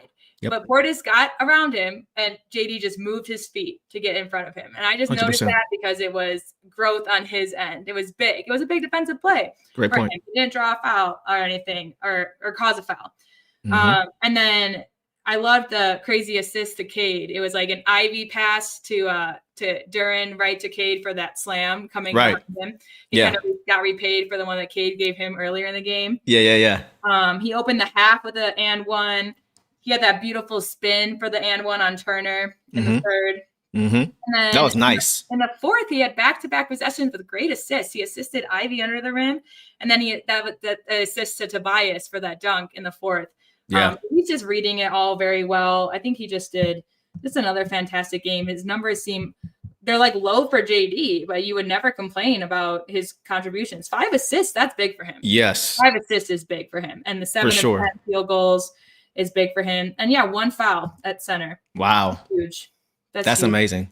Yeah. Guys, let's get to some comments, man. If we miss you guys, repost it. We're sorry. We're trying to get to as many of you guys. We're not intentionally skipping you or anything like that. We're trying to get to as many as we can while multitasking and talking about the game. All right, let's get to some JD comments. Vulture says he's a monster out there, too physical. Yes, too physical. Too physical. Let's see what else we got. Turner is a shooting guard masquerading as a center. Yeah, he's not a true big for sure. Spider says Lego man, you play with Legos. Yes, and the words are Stu. It's hilarious. As someone who also plays with Legos, I was offended by that, but whatever gets under your guys' skin. I used to. I just thought it was funny that he actually knew that about him and called him out, and that was hilarious. That was funny. Ryan says JD is wearing a boy size 7 shoe this year with that foot. Man, it's crazy, right? His footwork is insane. Will Black, my dog, what's going on, bro? Says I definitely noticed JD been in the lab with driving and finishing with turning over the ball. Oh, without turning over. Yeah. By the way, guys, Will Black is my dog. I've known him for a long time. He knows his basketball too. We're gonna have a night where we have a few guys on. We're gonna have him on as well. You guys get a chance to meet him again. But yeah, great point, bro. You can see he's been in the lab for sure, just working on his game, just polishing his game, and that's a major growth for him. So as far as what I saw, I said it the start of the season that I thought he was gonna be an all-star, and he's continuing to show that. Right, boss. You can call me out if I'm lying, but I said the start of the season, this dude gonna be an all-star just because of the growth he showed last year. I had a feeling he was gonna carry it over into this season, and he dominated Miles Turner tonight. Yeah. He dominated him. It's funny because our dog Eric Vincent, shout out to Eric Vincent, Clutch Points. He tweeted earlier this game that Miles Turner had a tough time guarding JD tonight, and in the past it would be the other way around, where JD was having a tough time getting out to Miles Turner. We see Miles Turner last year just knocking down 3 after 3 after 3. JD's under the rim. It's like, bro, why are you even under the rim? Your guy's out there. But he's just on another level this year. He was getting out to him. He wasn't allowing him to get that shot off. He was just locked in. You could see he had a chip tonight. Like, oh, yes, okay. Watch this. You could just tell. And that was great to see. And offensively, man, he was in his bag. He was in his bag, man. He scored. I think he scored the first bucket of this game. The Pistons, once again, made a concerted effort to get him the ball, right? He camped out in the paint, sat in his chair and said, give me the ball, and was able to go to work inside early. But he was in his bag. And the footwork you mentioned, looking like a young C Webb out there with that spin move and finish at the rim, that was beautiful. And you mentioned it too, boss, his passing. Yeah. For a big, not even for a big man, scratch that, just period. Yeah. His vision is very impressive. Like the way he's able to find Cutter's back door, the way he's able to do something I was previously not really liking him doing, which is boarding and pushing. Last year, he would board and push, and you would see him dribble the ball off his knee, or it come up to his armpit, and he'd turn it right back over, and they score, and it's a 4-point swing. But he's looking much more in control this year, doing things like that. Like I think tonight he found J.I. for a layup. In the past, you would see J.I. finding him for a dunk. Yep. So you're seeing him continuing to grow his game, and I'm starting to change my stance a little bit as far as him boarding and pushing at times. Yeah. Not all the time. Before, I didn't want to see that at all. Yeah. But now he's showing he's more under control. As Will mentioned, he's worked on his game, and now you're seeing him not turn the ball over like that. He's making better decisions. He's more under control. He's slowing down. So you're just seeing across the board, man, this guy becoming an all-star before our eyes at the ripe old age. As I say, he just turned 22 years old. Yeah. Insane. So I have nothing bad to say about JD tonight. He looked like an all-star again, for sure. Yeah, he's just looking confident. Like, I guess if Giannis was out there too, I think he would still attack the basket. Absolutely. Looking for his shots. And he's doing a lot more work further. He's in the paint, but further from the rim. Yes. That's how he's also seeing the court and seeing these guys under the rim to get the basket too. Agreed. So just looks so good out there. Fired up. Like he looks great. And again, like I don't think it's contract. I think it's just him. Like, let me just show you. I think they mentioned last year he was at this point in time, he was averaging 12 points a game, and I think now he's averaging 21. We're gonna get to that. I have a graphic on that later for sure. So that's a great point. You're very, very close. Beat all odds. Dynasty says Pistons versus Nuggets finals book it. Oh, that's perfect for you. You're gonna have to come back and forth. Because you guys don't know, she lives, guys, in Denver. So that's gonna be she is keeping a very close eye on those Nuggets. So if you guys have any questions for her tonight or going forward, this is a person to ask because she is there. Torch Torch Lord says JD Power and Associates. Hey, that's a good one, bro. That might be the new nickname for him because everybody has a nickname, it feels like, except for him. We got to give him JD ain't good enough. We got to give him something else. So, but that's a good one right there. Oh, I want to point this out.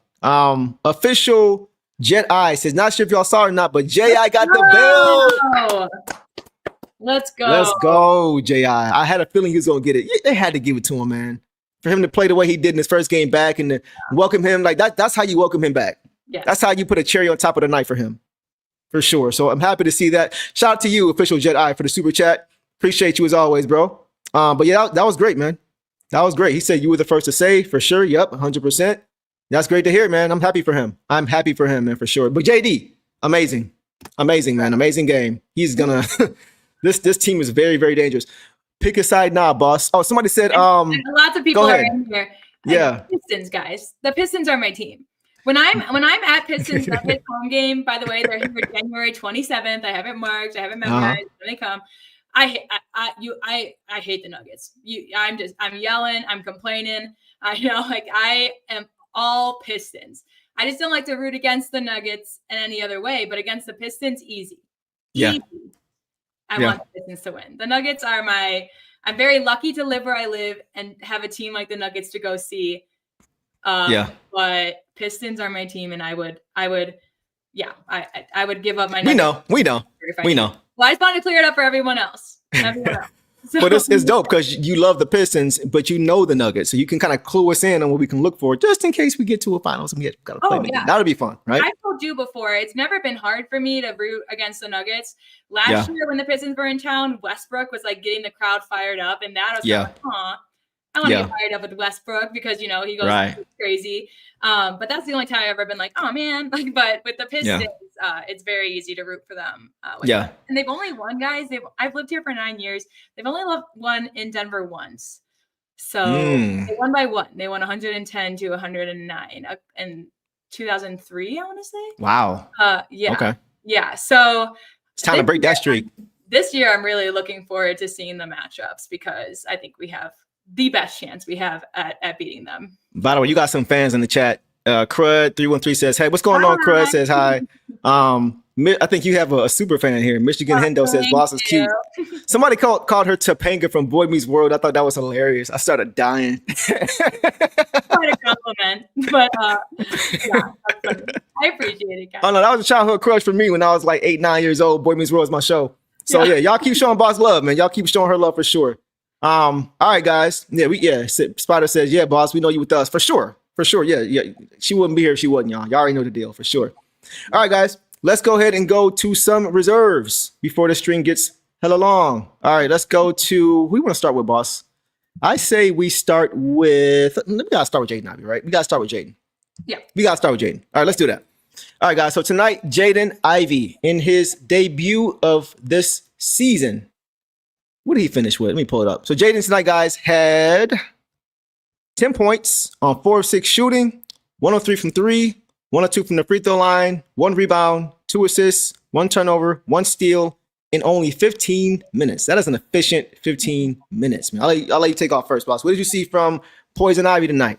Yeah, 4 of 6 and your first game back after almost a year is incredible. 10 points is incredible. A steal is incredible. The assist is all incredible. He did so good. Like I said in the beginning, he was moving confidently. He was moving like he wasn't injured at all. Yeah. And again, he was being guarded by Cole Anthony a few of the times. That one in the third. I was cringing. I was like, I know. In the third, he had the pretty mid-range jumper. He was showing off his handles, created space, got the jumper. And it was on Anthony. He was basically just like, get off me. Let me do this. And it wasn't a drive to the basket. It wasn't a 3. It was a created mid-range shot. He had the nice layup for his first basket.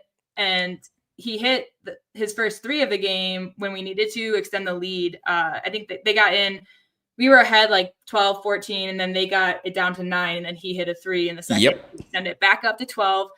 Just called upon. I saw Cade had no hesitation passing him the ball when Cade was in trouble. Ivy, just did Ivy things, and I think it was his perfect game back. And there's going to be games where he doubles his time. That he plays 15 minutes. He's going to play over 30 for us this season for sure. Just imagine doubling all those stats. That'd be a 20-point, 2 steal, 4 assist game, which we know that he's capable of even more of assisting and ball handling. So 100%. I was just so excited to see him back, and that we also gave him the way that we played this game, gave him the opportunity to play his game without feeling any pressure to keep us in it. We weren't down by a lot where he felt pressure to shoot or create plays to get us back in it. Really just, I think like you said earlier with Ausar, he just kind of took what was given to him tonight. So it's big. And I just can't wait for Monday now. So, I know. I know. Like tonight just solidified that he's back. Yes. He looks comfortable. He looks confident. He looks healthy. It's just back. I agree. All right, let's get to some comments here, guys. Spider Drew says, "Deuce and Boss are better than half of Detroit official media."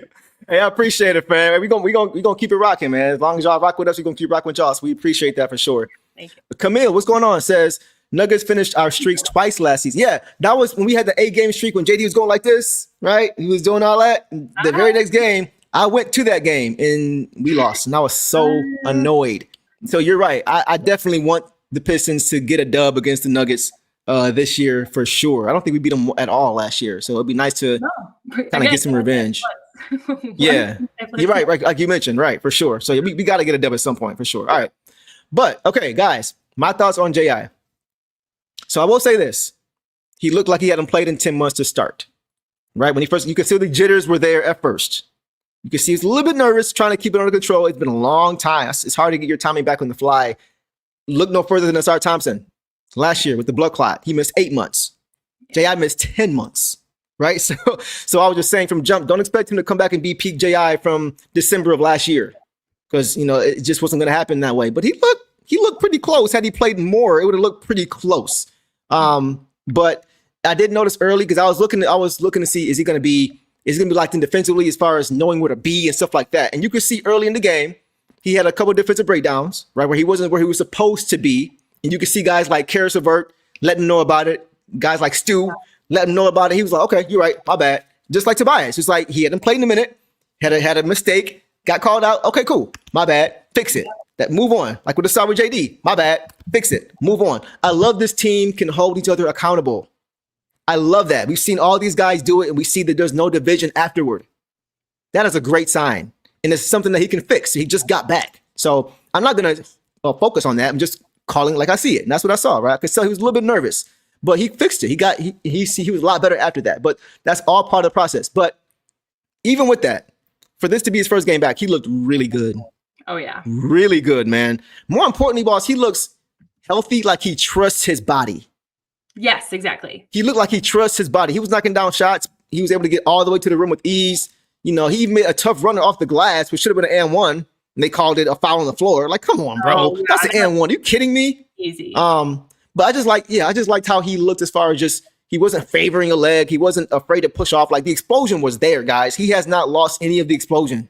You see it. He has not lost any of it. His speed, I would say, it looks like he's moving at 1.25 YouTube speed. Like, just a little bit faster than everybody else. Like Ausar, like just moving a little bit faster. They got the turbo button pressed all the way down. They just holding it. That's what it looks like. But yeah, he looked good, man. And a big piece of it too is just the attention that he requires makes the game so much easier for guys like Cade Cunningham. Mm-hmm. The attention that he requires. We saw it last game with Daniss Jenkins, right? When Daniss played with Cade, we saw it with Schroeder last year. When another ball handler is on the court, a playmaker on the court with Cade is able to get off the ball. He can get off the ball. He can get easy hoops with another ball handler on the court. He can start cutting to the rim. Same thing happened last game with DJ, with Daniss Jenkins. Happened again with J.I. Just having that guy on the cut, Cade off the ball, cutting to the hoop. JD finds it for an easy dunk. That's what you can do when you have another creator on the floor, because Cade doesn't have to always be at the top of the key with 10 eyes on him, and he's got to make something happen. You got another guy in the court, that is split. And it just makes it so much easier for guys like Cade. So that's why J.I. is so important, guys. It would have been a big deal in the playoffs last year. It was a big deal tonight. And that's why I think, because he requires so much tension, because he's so explosive, he can get downhill better than most guards in the NBA. And he can also knock down shots, right? So that dual threat ability is what makes the game so much easier for guys like Cade and everybody else on the floor. We just didn't have that before. Yeah.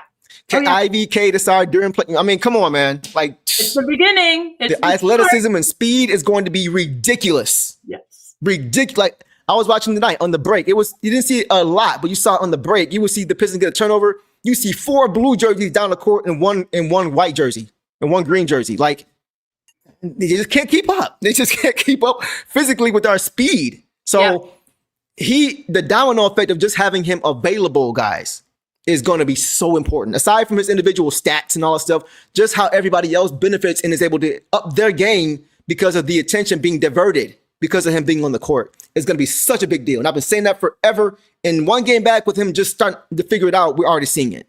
Yeah. So it's only going to be better for him from here. I cannot wait to see him in the next game, in the game after, and the rest of the season, because he's going to be so important to this team for sure. Go ahead. Yeah, like you said earlier, you know, he looked like he trusted his body, and that was just a huge time for me to be like, okay, he's officially back. Like, in the lineup, here we go. Like, it's J.I. is back on the team. Let's go. And I have to say, so League Pass was having some issues for everyone. Okay. And so before most people caught the first quarter on NBA TV, it was the Bucks announcers. Mm-hmm. So that's how I watched it. And the Bucks announcers, I just have to say, you know, they were announcers for a preseason game where they didn't pay our guys to come out, and they were very respectful and stuff. And again, tonight, they mentioned it was J.I.'s start, first start since last season. Yeah. And they talked about how great it is to see him back. They said it was just really good to see him back. They said that they know what injury is like and to see him persevere, and that he makes the team scarier. And so just had to mention that because I just thought it was really cool that they took the time to just recognize that, J.I. is checking in and here's what happened to him, and we're excited to see him back. 100%. Kelser and George are really good too about mentioning guys and other teams and giving them their props and their flowers. Facts. So it just made me happy because it made, a lot of us out of town Pistons fans were stuck listening to them for the first quarter, and they made it a lot easier. And just as excited to when J.I. came back on, mentioning it. So I just thought that was really cool. That is nice to get the opposing team's announcers broadcast perspective. Yeah, because sometimes, and I don't think Greg is biased. Really, Greg usually is pretty fair. Greg Kelser, he's usually pretty fair. Yeah. And Johnny too. They're usually pretty fair. But sometimes, it's just nice to hear the other side.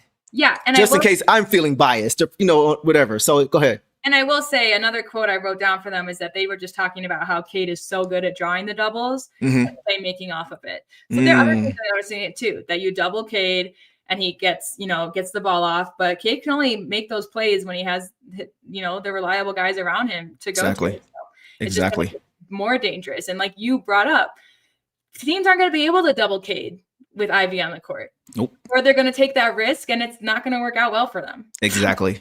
And he's going to go crazy. And in the next game, you're going to see them not do that. And then Cade's going to go crazy. You know what I'm saying? So, like, you can't stop both of those guys. You can't. So, I'm just saying, man, like, it's going to be scary. Okay, guys. Also, when the Bucks tried to go on that run in the third quarter, like Boss mentioned, Jaden responded with a nice driving kick. Zion mentions it in the comments. A nice driving kick to Caris LeVert. He brought in all that gravity, all that attention. Nice kick to Caris LeVert. Another combination we haven't seen before. We haven't seen J.I. and Caris LeVert. We haven't seen J.I. and Daniss Jenkins. We haven't seen these, and that's the scary part. There's no film for the rest of the league. If we haven't seen it, they haven't seen nothing. That's the scary part. When you're deep, it's hard to scout and game plan because you've seen this guy with that guy, but you haven't seen that guy with that guy. Mm-hmm. So you don't really know what to expect night to night. That's why having a deep team, once again, is so important. Yeah. You got so many different looks. If one guy doesn't have it going, so these guys, that's what makes him coming back so important because he just adds to the depth that we have on this team. And it's going to make everybody else's night and their responsibility less. So I love to see that. That was a nice play from him to Caris, and Caris was like, good pass, boy. Like these guys are together, man. That was nice to see. Yeah. And one more thing too, the Pistons, we know they're going to bring J.I. back slowly, right? Mm-hmm. Allowing him to slowly round in the form over the next few weeks, maybe even months. I'm going to say weeks. I think Ryan said weeks. I'm going to say weeks as well. Mm-hmm. Just like Ausar, they gave him time to slowly get back. He was in minutes restriction, for different reasons, obviously, right? But they're not going to rush these guys back. They don't need to. We're so deep. Once again, we don't need to keep coming back to that word. But it's going to be great, man. So I'm not expecting J.I. to be peak J.I. tomorrow. or next week or anything like that, but just give him time, guys. Yeah. He may not need as much time as we may have even thought because he's already looking pretty good so far. But as he gets comfortable, it's going to get ugly. And he's going to quickly quiet any of the remaining noise that may still be out there about him at this point. And like I've been saying the whole time, guys, Jaden Ivey is the third star on this team. He would have been the second star on this team last year had he not gotten hurt. And then we would have seen JD emerging as the third star this year, right? But now it's JD because he's playing well and J.I. is just coming back. J.I. is the third star on this team, guys. I've been saying it. I'm standing 10 toes down on that. He is the third star, second star, however you want to put it. He is part of that three-headed monster. Cade Cunningham, Jaden Ivey, Jalen Duren, period. That's the three-headed monster. Y'all just forgot because he was hurt. Not y'all. Whoever said it just forgot because he was hurt. Quiet that noise. Dead all that. This is the third star in this team, period.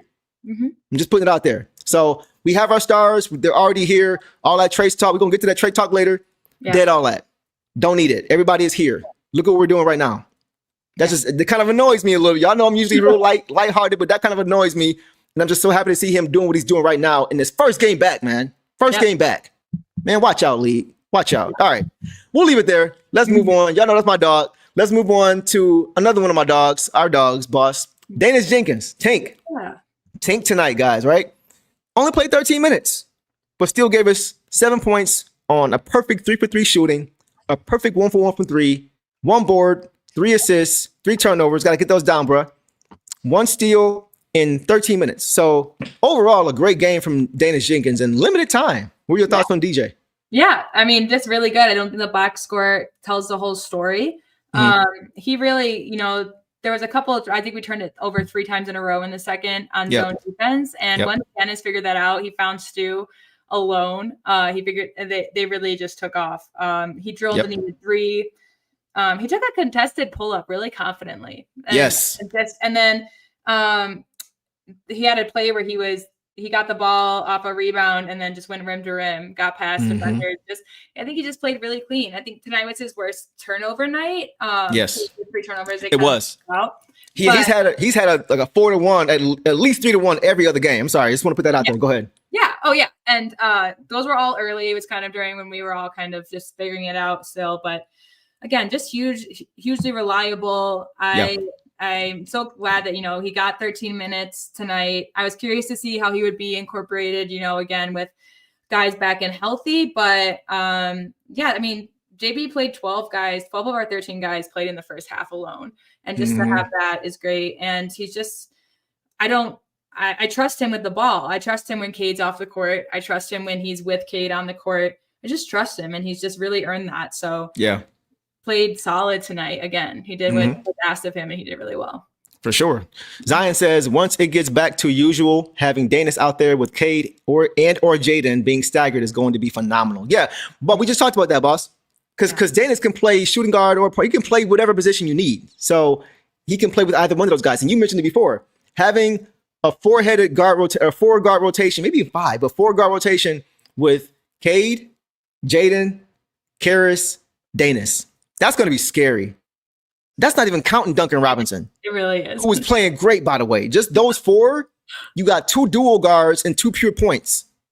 And then one sniper, just in case you need that too. Like, man, this team is scary, guys. This team is very, very, very scary right now. It's spooky for sure. All right, guys. If he was, as far as I saw, I'm just going to say he was cooking the Bucks tonight. I know he had 3 turnovers. But he was cooking them in that, I think it was the third or second quarter, whatever it was. They had no answer for him because we saw them go to a zone, right? They went to that zone and he was trying to figure it. You could see it wasn't that he hadn't figured it out. It was almost like his guys were trying to figure out how to play it. He was top of the key, like, come on, y'all, like, what's up? And they weren't really responding well to the zone. But once they figured it out, because for a zone, you get the ball to the free throw line, get it in that middle space. You can break it down. Now you got gaps. Now you got spaces you can attack it. You got to be able to get it to that spot in the floor. Yeah. And you saw he was trying to direct them to get there. And once they figured it out, go ahead. Sorry, I just had to, because I know you mentioned it in the when you did the box score, but it went over my head that he was 3 for 3. Yep. He was 100% shooting tonight. And so he made, again, that's just smart decisions. But continue on, because it was him figuring out, the main part of figuring out the zone defense. And then when the starters came back in, they adjusted a few plays, and then they got it down too. Yep. But he figured out, he directed. So yeah. Once they got into the middle of the floor, it was over. And you saw they just kept doing it over and over again. And he broke it down and he sliced that zone up, man. They tried to. It's funny because once he figured it, they scored like 3 or 4 times off of it. And then once Doc saw it, he was like, all right, this ain't working no more. We tried, it didn't work. Then they tried to go to a man to man. And then he got penetration and he was able to get buckets at the rim when help wouldn't come. And when help would come, he would find the open man. So he was just slicing and dicing, man. He was cooking them. He was getting whatever he wanted, reading defense well, like a quarterback does. That's why he's a great point guard, because he's steady. He's steady. Like you said, you trust him with the basketball. And when Cade sits down, there really is not really ever much drop off when Daniss comes into the game. You know, he just knows how to orchestrate the offense and set the table as a floor general. And when he needs to, go get his own. He is the quintessential, like he's the ultimate point guard of this day and age of what you need. He can do everything. That's why I love him. And that's why the biggest thing for me is Cade gets the chance to just chill. Yeah. Sometimes the league expands when Daniss is in the game. And that's just because of how good he is, not because of Cade doing anything wrong. It's just a totally different look, a totally different style of play, a point guard play at a very similar level. Yes. It's hard to defend that. Yeah. And like we already mentioned, like Cade got rest and going into the second. He had to come in till almost halfway through the quarter because Daniss was holding it down. Exactly. So, exactly. And like we mentioned too, they're going to experiment with some lineups. So I'm really curious, like, you know, Daniss and Ivey and LeVert, or, you know, Daniss and Duncan and Cade, like, who knows? If you plug him in where he needs to go, and he, like you said, he'll get it done. And just like Cade is, you know, a big point guard, so he can use his strength to get the baskets. Daniss can use his handles, like you said. Exactly. They play different ways, but at the same level to keep the same pace. I think their pace is very similar as well. I agree. So I agree. I love the different looks though. Like they're different as far as their style, they're different as far as their size, but they both are still very effective at it. It's a nightmare for the opposing defense to figure out. Yes, exactly. One second you got Cade, and then the next second you got Daniss. Sometimes you have both. So what do you do? It's I love it. Yeah, so he's not going anywhere anytime soon. Great game from Tink tonight, man. Doing what he always does. Shout out to Jeremy, my dog. Got to head back in the show soon. We'll talk for sure. All right, guys, let's move ahead to Javonte Green, one of your favorite guys. Yes. Javonte Green tonight, guys, I think everybody played tonight too. He did. Chaz played a few minutes. Yeah, Javonte Green, guys, tonight had 7 points. Also, it's like him and Daniss' stat line is similar. 7 points, 3 of 3 from the field, 1 of 1 from 3, 1 board, 1 turnover in 13 minutes. Another efficient performance from one of our guys. Thoughts on Javonte Green? Yeah, today he just played really good defense like we ask of him. You know, he did have 3 fouls, which 2 of them were like kind of back to back. But it was funny. I was watching the Nuggets versus Rockets game last night, and Jokic was interviewed after, and they were talking to him about getting into foul trouble. And he said, well, it's not foul trouble if I don't foul out. I made smart fouls to stop baskets. And that's how I feel like Javonte did tonight, is he made smarter fouls for baskets. And then they had that one where he ran across the court to try to steal it from Portis. Yeah. They originally gave it to us, and then they turned it over. They challenged out of bounds. It turned into a foul. But I appreciated the hustle. Just appreciating the hustle from him is just so big. Yeah. He hit that 3.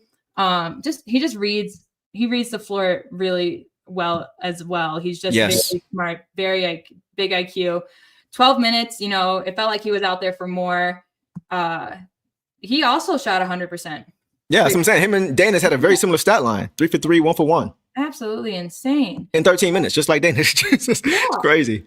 Yeah. So, and you know, guys, we asked for defense from him, and he delivered. And it's just, I can't believe, I still can't believe that we have him on our team and we're utilizing him to the way we are. Yes, Mr. What you need, coach. Shout out to Chris. I think it was Chris that said that before, for sure. 313, yeah, for sure. And you mentioned the play that I was going to highlight. As far as I think Jenkins was trying to guard a big in the paint. I forgot who it was. And you saw Javonte noticed it right away. He's got really good instincts. He already knew the entry pass was coming to try to take advantage of that matchup. And he comes right over. Oh, it's Portis. He comes right over as the ball's in the air. As soon as he saw the ball release, he came over. Yeah.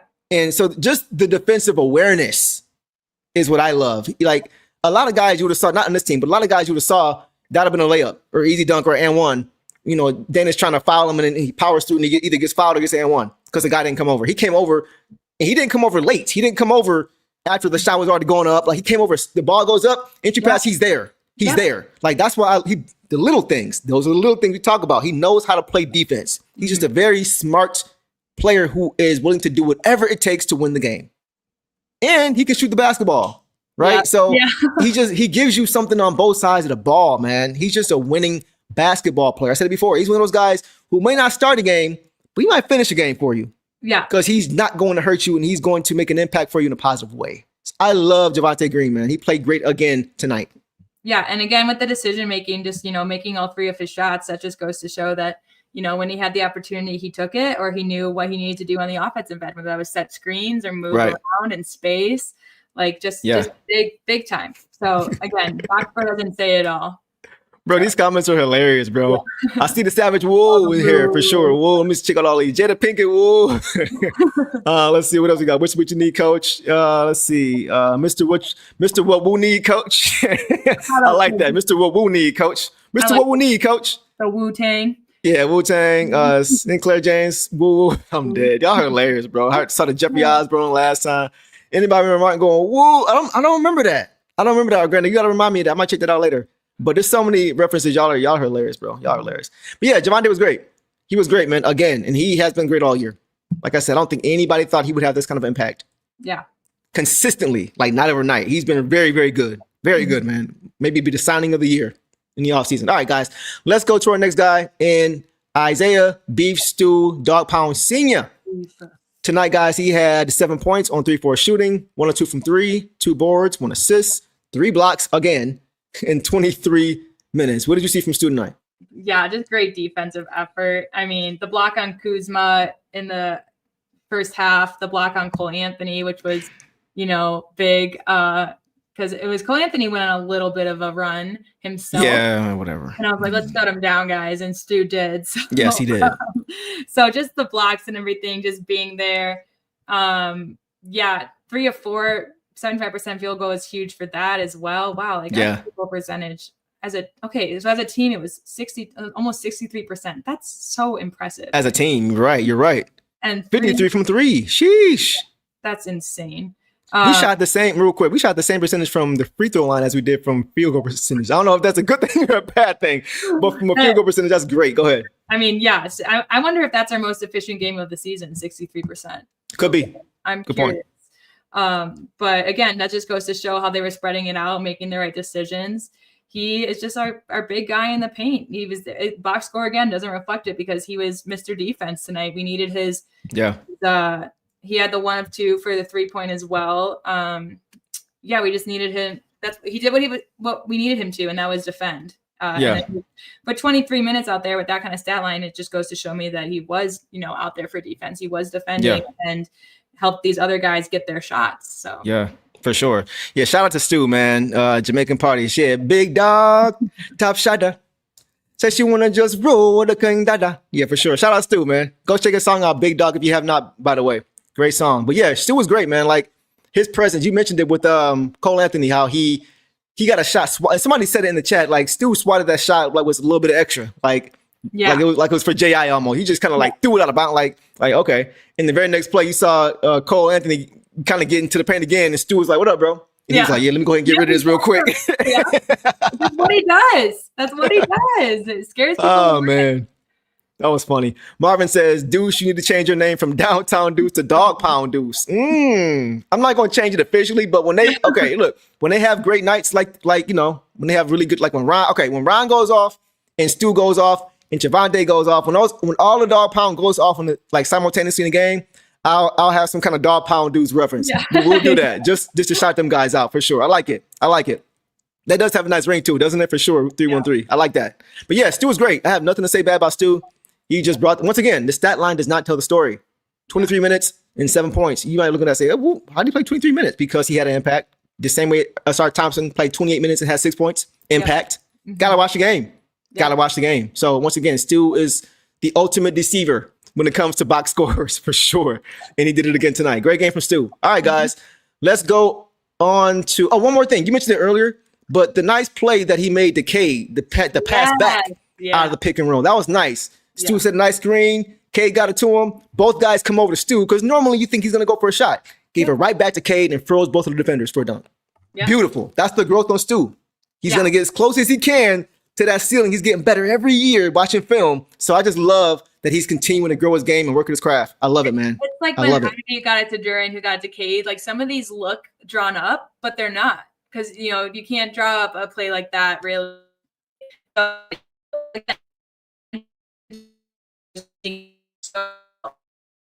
I think Boss breaking up a little bit, y'all. Boss, you hear me? Your connection breaking up a little bit.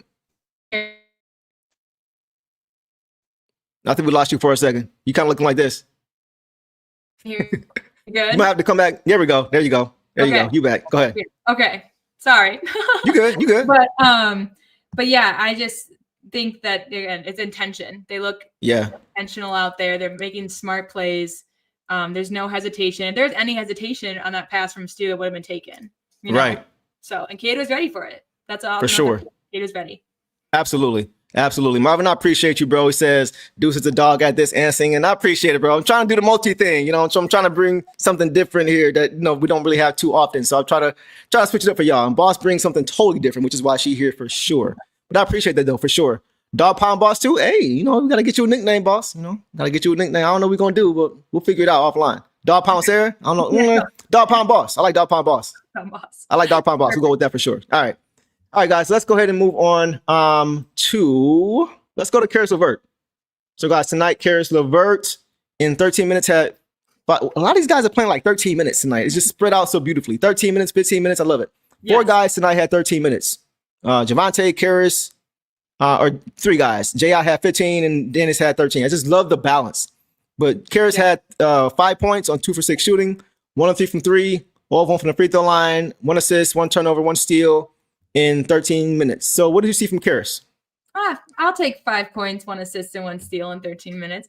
And you know, it wasn't his most efficient. He missed the free throw for the 4-point play. Yeah, I was like, come on, bro. But to hit that 3 was exciting as well. Yes. And he was just spacing really well. He was moving very well. He used his minutes well. He wasn't a disaster to the team. You know, he had a turnover. It was a little sloppy, but I mean, really no notes. I think he just did his job out there. He had some clutch plays, kind of equal. I guess his play was just kind of like equilibrium. Like we could have done without him. That's the thing. We talked about we didn't miss him. We didn't miss him, but he also didn't make us weaker in any way. He had his moments. When you don't rely too solely on any individual, it's not going to hurt you. Yeah, like he didn't play his best game at all. But he didn't play terrible. It wasn't his best game at all. But we didn't need him to play his best game. That's the whole point. We got other guys who can step up if you don't have it going that night. That's the beauty of having a deep team. That's why the Thunder are so good. That's why the Pacers were so good. We're going to get to that later. But yeah, I'm okay with it. You know, he wasn't terrible. He's going to have better games. He's already had better games. So he's had, I think, a 20-point game already. So yeah, he's going to be fine. We got enough guys in this team to hold down the fort whenever somebody else doesn't have a great night. Period. So first source says Sarah is a boss for sure. Quoting Daniss Jenkins, nobody want a mutt in their house. Mutt Sarah. That's hilarious. Corey says Dog Pound. Appreciate it, bro. You will hear that at the end of this show in the outro. So stay tuned for that for sure. Appreciate you, bro. All right, guys, let's go ahead and move it on along to let's go to Ron Holland.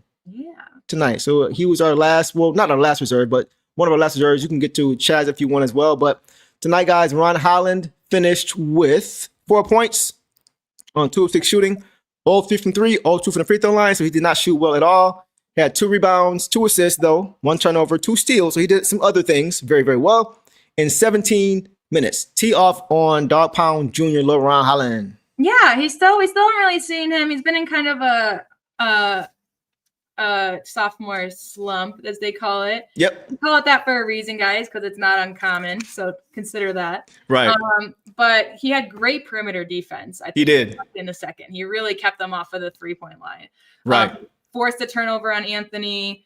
That was when Anthony hit it out of bounds. So that wasn't technically a steal, but he forced Anthony to throw it out of bounds. Right. Again, box score doesn't reflect it all. But then he had a steal on Anthony, and he stole that rebound from them for 2 points at the end of the third. Because he stole that rebound. Right when they rebounded it, he stole it out of their hands and then threw it back up. Remember that play? Right. That was a hustle play. So Ron just showed hustle out there tonight. Yes. But it's just been so he had less minutes, maybe not as noticeable on the offensive end. When you're missing your shots, you're kind of like, oh, what's he doing out there? But his defense was so important tonight. Right. So I agree. I agree. A great defensive effort from Ron. I think he only had 2 personal fouls, which we know can,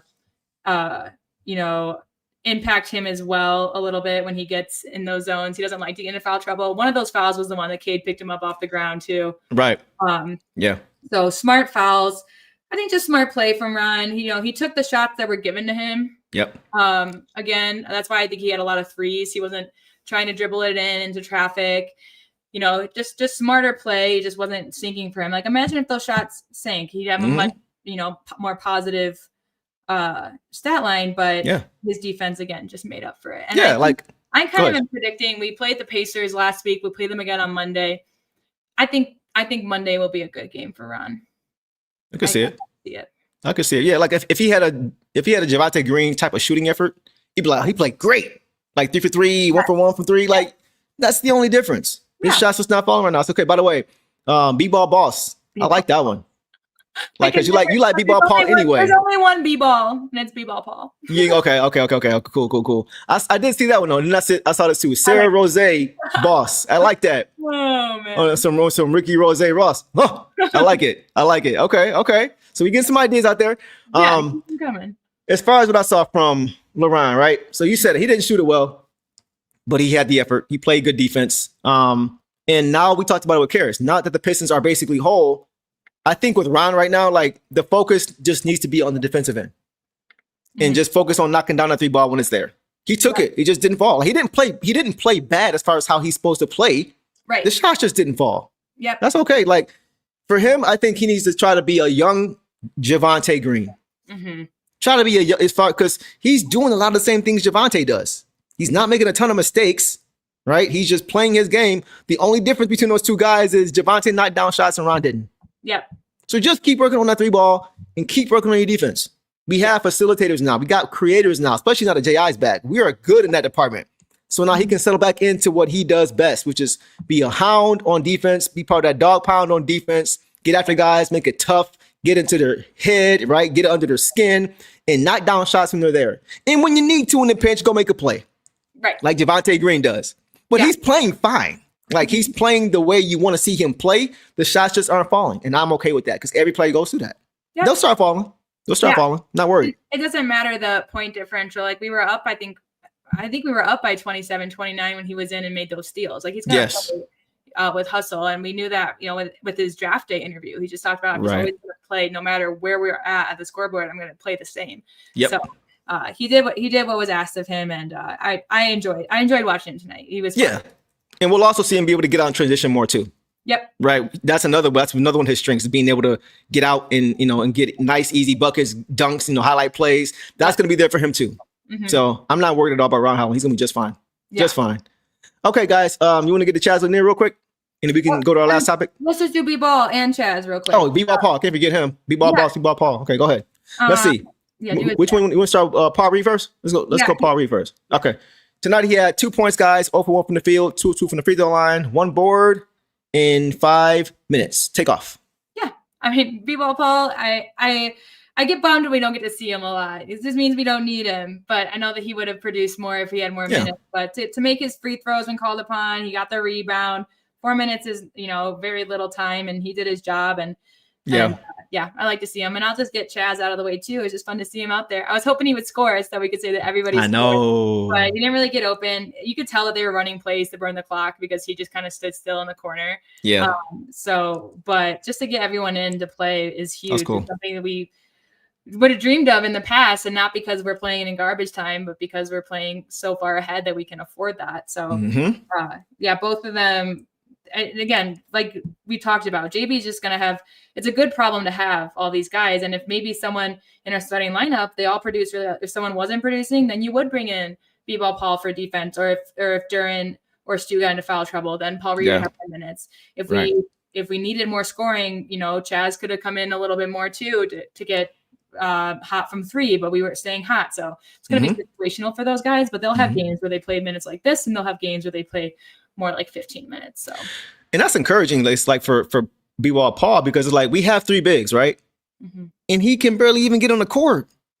Yeah. So what is that saying about our other big, like Jaden, or not Jaden, but JD and Stu? What is that saying? That they're playing good defense without fouling.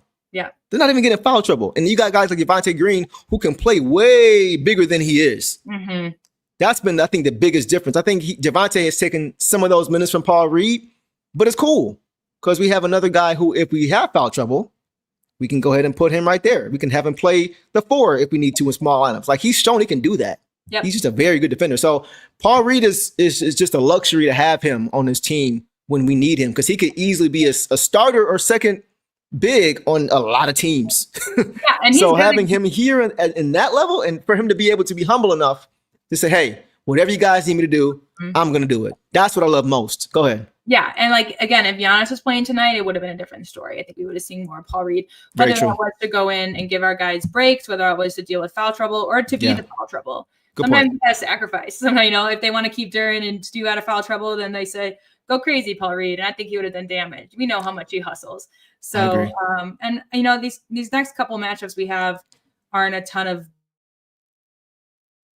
bigs. So I don't see him getting a lot of minutes. Like, we have the Pacers, we already played them and they're bigs. The Celtics kind of lacking a big right now as well. And then we have the Magic, and they have Goga, who we could see more of too, but also just not like, no one like Giannis, no one like Jokic, no one like, and no one that like Drummond that we needed these guys in. So we might not see a lot of Paul Reed minutes for a while, but we know that he's always ready to play. Mm-hmm. That's all that matters. Just having the next man up mentality, and then having those guys available to actually be able to execute and capitalize on that mentality for sure is important. We're finally healthy, guys. We're healthy. I think the only guys missing tonight were Chaz and Klintman. Yeah. We have not been this healthy in I don't know how long. So it's a beautiful thing to see. It's a good problem for coach to have, and I'm sure he's going to earn his money for sure, figuring these lineups out, and Trajan Langdon as far as the roster. So we'll leave that there. But great game overall, guys. Okay. Now, guys, we are going to switch it up a little bit. And we are going to have a semi-serious conversation. Okay. Trade rumors. A lot of trade rumors. And guys, I need your ears, because I am not going to spend a ton of time on this after today. Okay? But you guys have been asking for us to address it, so we are going to address it tonight. But after tonight, I'm probably not going to address this. We are not going to probably address this anymore as far as trade rumors, unless something actually happens. So, first of all, huge trades, guys, do not usually happen in November. Okay? Normally, these things happen closer to the trade deadline, which isn't until February 6th. Okay? But that's another story. So we've heard all the offseason names, right? Devin Booker, Lauri Markkanen, MPJ recently, and Anthony Davis. Okay, so let's just start with AD. So apparently, according to Kendrick Perkins, right, his sources reportedly informed him that the Detroit Pistons are currently interested in trading for AD. So first things first, right? I like Kendrick Perkins, right? That's my guy. We follow each other on social media. We've interacted, from time to time here and there. I think he's a good dude, right? I think he's a good guy. And I agree with some of his takes. Not all of them, maybe about half of them, but I agree with some of his takes. But so I'm not going to question his sources, because I don't know exactly who they all are. I have an idea of who some of them are, but I don't know who all of them are. So I'm not going to, call them out in the sources. But guys, this is what I had to say about this the other day. I tweeted this the other day because I was just getting so exhausted with these rumors. But this is what I had to say. I'm not going to be talking about this forever. This is not going to be something that is going to be ongoing on this show with trade rumor after trade rumor after trade rumor. I'm not going to give this that much attention. We are not going to give this that much attention. And here's why. Like, this is very simple as to why, guys. If you have been paying attention to what the Pistons president and GM, Trajan Langdon, has been saying since he has arrived here in Detroit, then simply put, the Pistons plan. Build around and develop the young core. Give them time, extended time to grow together on and off the court. That core, at the time, in his mind, consisted of what I call the Sinister Six, right? Cade, Jaden, Ausar, Stu, JD, Ron Holland. Now, I'm hoping that extends out to Tink, right? Daniss Jenkins, someone who you guys have all know I've been religiously campaigning for to get that opportunity since Summer League of last offseason, when nobody else was other than Boss, essentially. But now you guys see why. But the point is this. Trajan Langdon has said over and over and over and over again that the mission is to give the young core an opportunity to grow together. All of them, all of the guys on and off the court. And he has maintained that stance from the moment he has gotten here, all the way up until a few months ago at Media Day. So after all this time of him being patient with guys like J.I. being out, Ausar being out last year with the blood clot, why would he now make a trade in November, mind you, that includes some of the young core as soon as they're getting healthy when they haven't had the time to grow together? So I know I'm sounding a little bit annoyed, and I am, but I just want everybody to hear me right now, because y'all know I usually like to keep it light, but I'm dead serious right now. When you hear people propose trades that include the young core, they are literally telling you that they are not paying attention. They are not paying attention, and they're casual. Straight up. They're not paying attention to what those in charge, those who actually make the decisions, are saying. They're not listening to the pregame interviews, the postgame interviews, the after practice interviews, the stuff that we get from Amari and Eric and Cody and Hunter and Kool-Aid and Eric, Cool, everybody, right? Sean, everybody. They're not paying attention to that because that stuff is not eye-popping. Yeah. But that's what matters the most. That's where the details lie. So not just in the live broadcast, not the 10-minute YouTube videos, not the headliners, right? That stuff is cool, but that's not where the details lie. So when people are proposing these trades, they're exposing their lack of awareness of the situation, and you got to tune it out. Yeah. You got to tune it out. Otherwise, it will drive you crazy. Unless Trajan Langdon, guys, doesn't truly mean what he was saying or has been saying religiously over and over since he's been here, that there's no reason whatsoever, guys, to think that the Pistons are going to trade any of their young core players right now. None. Because we haven't seen a big enough sample size of all these guys together to see how good it can be. And that is exactly what he has said he is giving an opportunity for. Those are his words. Those aren't my words. Those are his words. So, guys, think about this. Imagine that we traded Jalen Duren last year when he was struggling for the likes of a guy like Nikola Vucevic, like so many wanted, imagine for guys like Nick Claxton, like many guys have wanted. And just a year later, imagine if he blossomed into what he is now, away from this team. Y'all see the numbers. Look at from year to year, 2024, 2025. Look at that jump.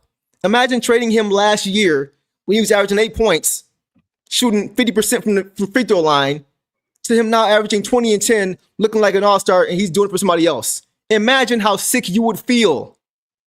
That is why you don't make these moves early in these guys' career. Y'all thought Chris Middleton trade was bad? This 10 times worse than that.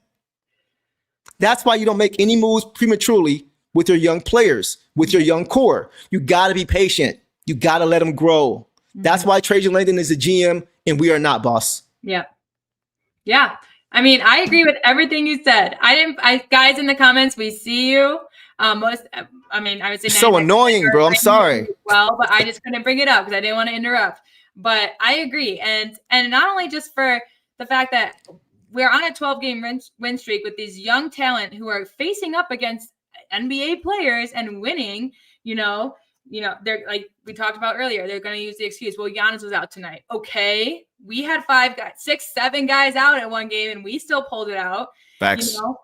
And for me, it's just more like even just logic. We're deep at the center position. Why people are already complaining? Well, LeVert, they're talking about Ivy always injured. You want to bring in AD? That the most injury. When I think of injury prone, I think of AD and Embiid.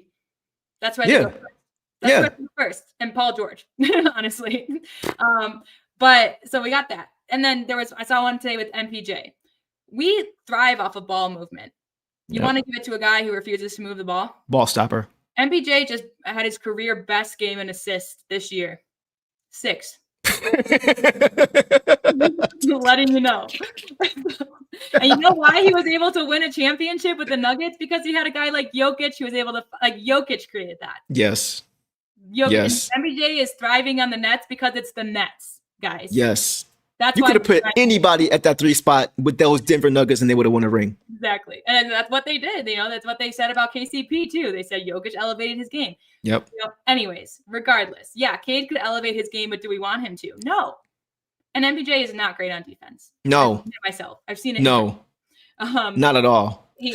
Go ahead. In Denver, but that one is a no. Lauri Markkanen, yes, he's playing very well.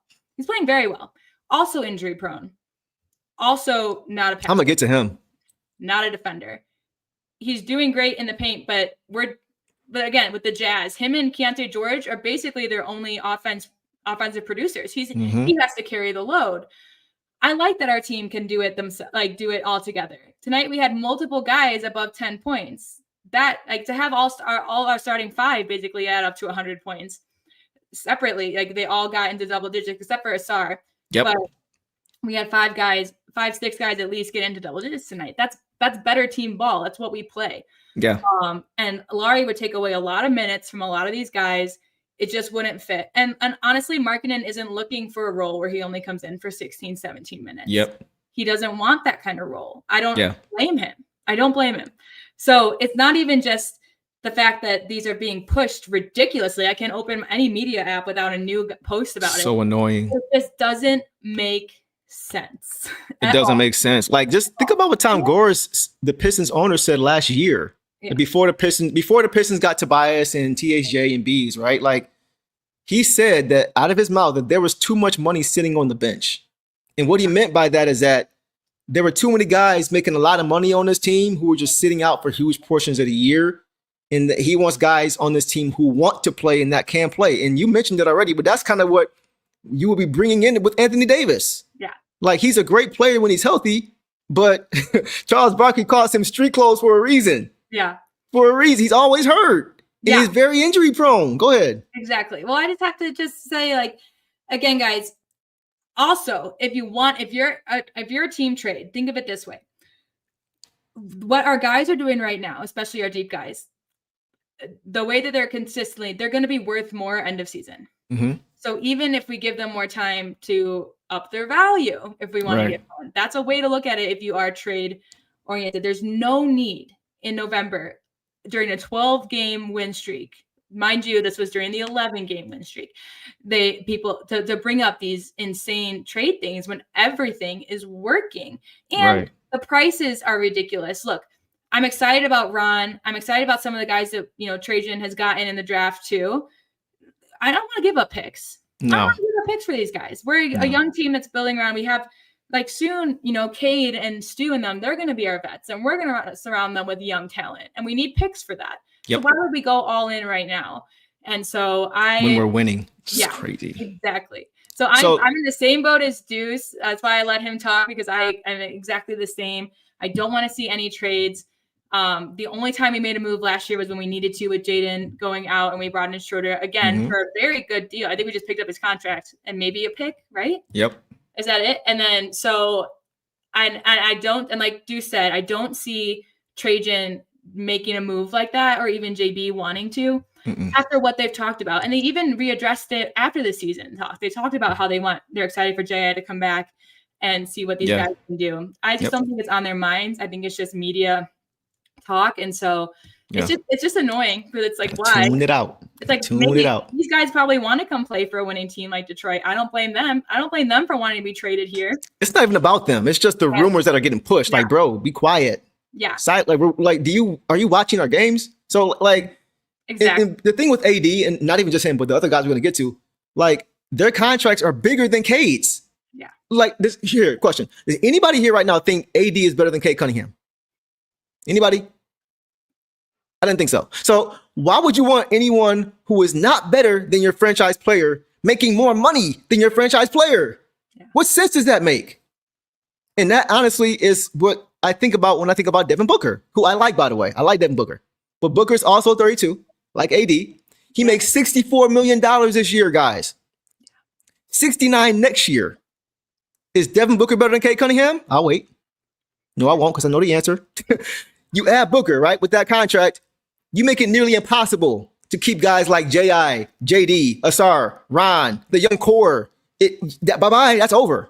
Yeah. And think about this too, boss. Do you want your young core to be peaking at the same time your highest paid player is declining? No. It's about time frame too. You want your best guys to be peaking at the same time so your window can be as big as possible. Mm-hmm. That doesn't happen with all these guys who are older making all this money. So what's another reason not to do it? It just doesn't make sense. Yeah. Does that make sense to anybody here? Am I tripping? Like I don't understand. Most of the commenters are agreeing, and I love to see that. So it is just noise. I think that's what most people say. But I do know people that are in the boat to trade, like, Tobias, Ivey, Ron, picks for Laurie. I've met people that said, yeah, let's do it. And I don't get it. I need an explanation as to why. Yeah. I need to hear the why. It's usually, I think it's for instant gratification. Sometimes things take time. It takes building. I'd rather that, we develop these guys to either be weapons for us, or they're going to be, again, better trade value for the future. So yeah, all these older guys, stuff like I just love where we're at. There's just no rest. There's just like literally no reason to discuss it. And they could literally be talking about anything else about what's going on with the Pistons right now, except trade talk, and still get clicks. Yeah. So I don't know. And for me, if you are a sports page and you're spreading stuff like that, again, like Deuce said, it means you're not watching, which then makes me not respect your opinion. Why should I believe any of your takes going forward if this is the kind of stuff that we don't do that here. You know what I'm saying? We don't do the click stuff. I'm not calling nobody out, but I'm just saying, y'all know we don't do that. We try to keep it as the integrity of the game and talk about the game, not what's going to get more viewership and none of that mess. Whatever. We won't do that. And, one of the best things about the Going to Work team was the fact that they were kind of just a bunch of ragtag guys thrown together. That's why, you can't pinpoint to which one was the best. There are people. I've met people that have never heard of Tajon Prince, not Detroit fans, but but they can name other guys from that era. Because, and if I don't know if most of if you were alive then and watching that game, that we were not the favorites to win at all the whole season. Facts. We just weren't. It's always been Detroit versus everybody, and I just think that means a lot more when it's 13 guys on the floor instead of relying on 2 or 3. Right. And again, they have to give up a ton of things for these guys, and it's just not worth it. And especially where we're at, like we're deep at center. Our shooting is coming into form again, guys. 63%. What are we talking about? Yeah, that's amazing. That's fantastic as a team. Just huge. So I wanted to say with you, because I'm with you there, and it's just ignore them, or I just, I question some integrity behind it. So I got a few more bullet points. I'm not done yet. Yep. So you just keep feeding off of what I'm saying. And be honest. I know you're gonna be honest, but y'all too. Be honest. Let me know. Like, you ain't gotta agree. I just want to hear the opposing viewpoint of all of this. I won't say nonsense respectfully, but just these opinions. I don't know. So you mentioned Lauri Markkanen, right? Mm-hmm. So I did a little homework. Lauri Markkanen is 28, so he's not in the 30s. But he does make slightly less money than Cade. I think they both have 46 this year. I think Cade's jumps in the next years are a little bit higher, but they make it around the same amount over the next few years. So if you're gonna pay somebody as much as Cade, then if you're gonna make that kind of investment, it should be for a player who's as close to a perfect fit as possible. No, like on paper and mentally, it should be a very good fit. Yep. Not just talent, but a good fit mentality-wise, right?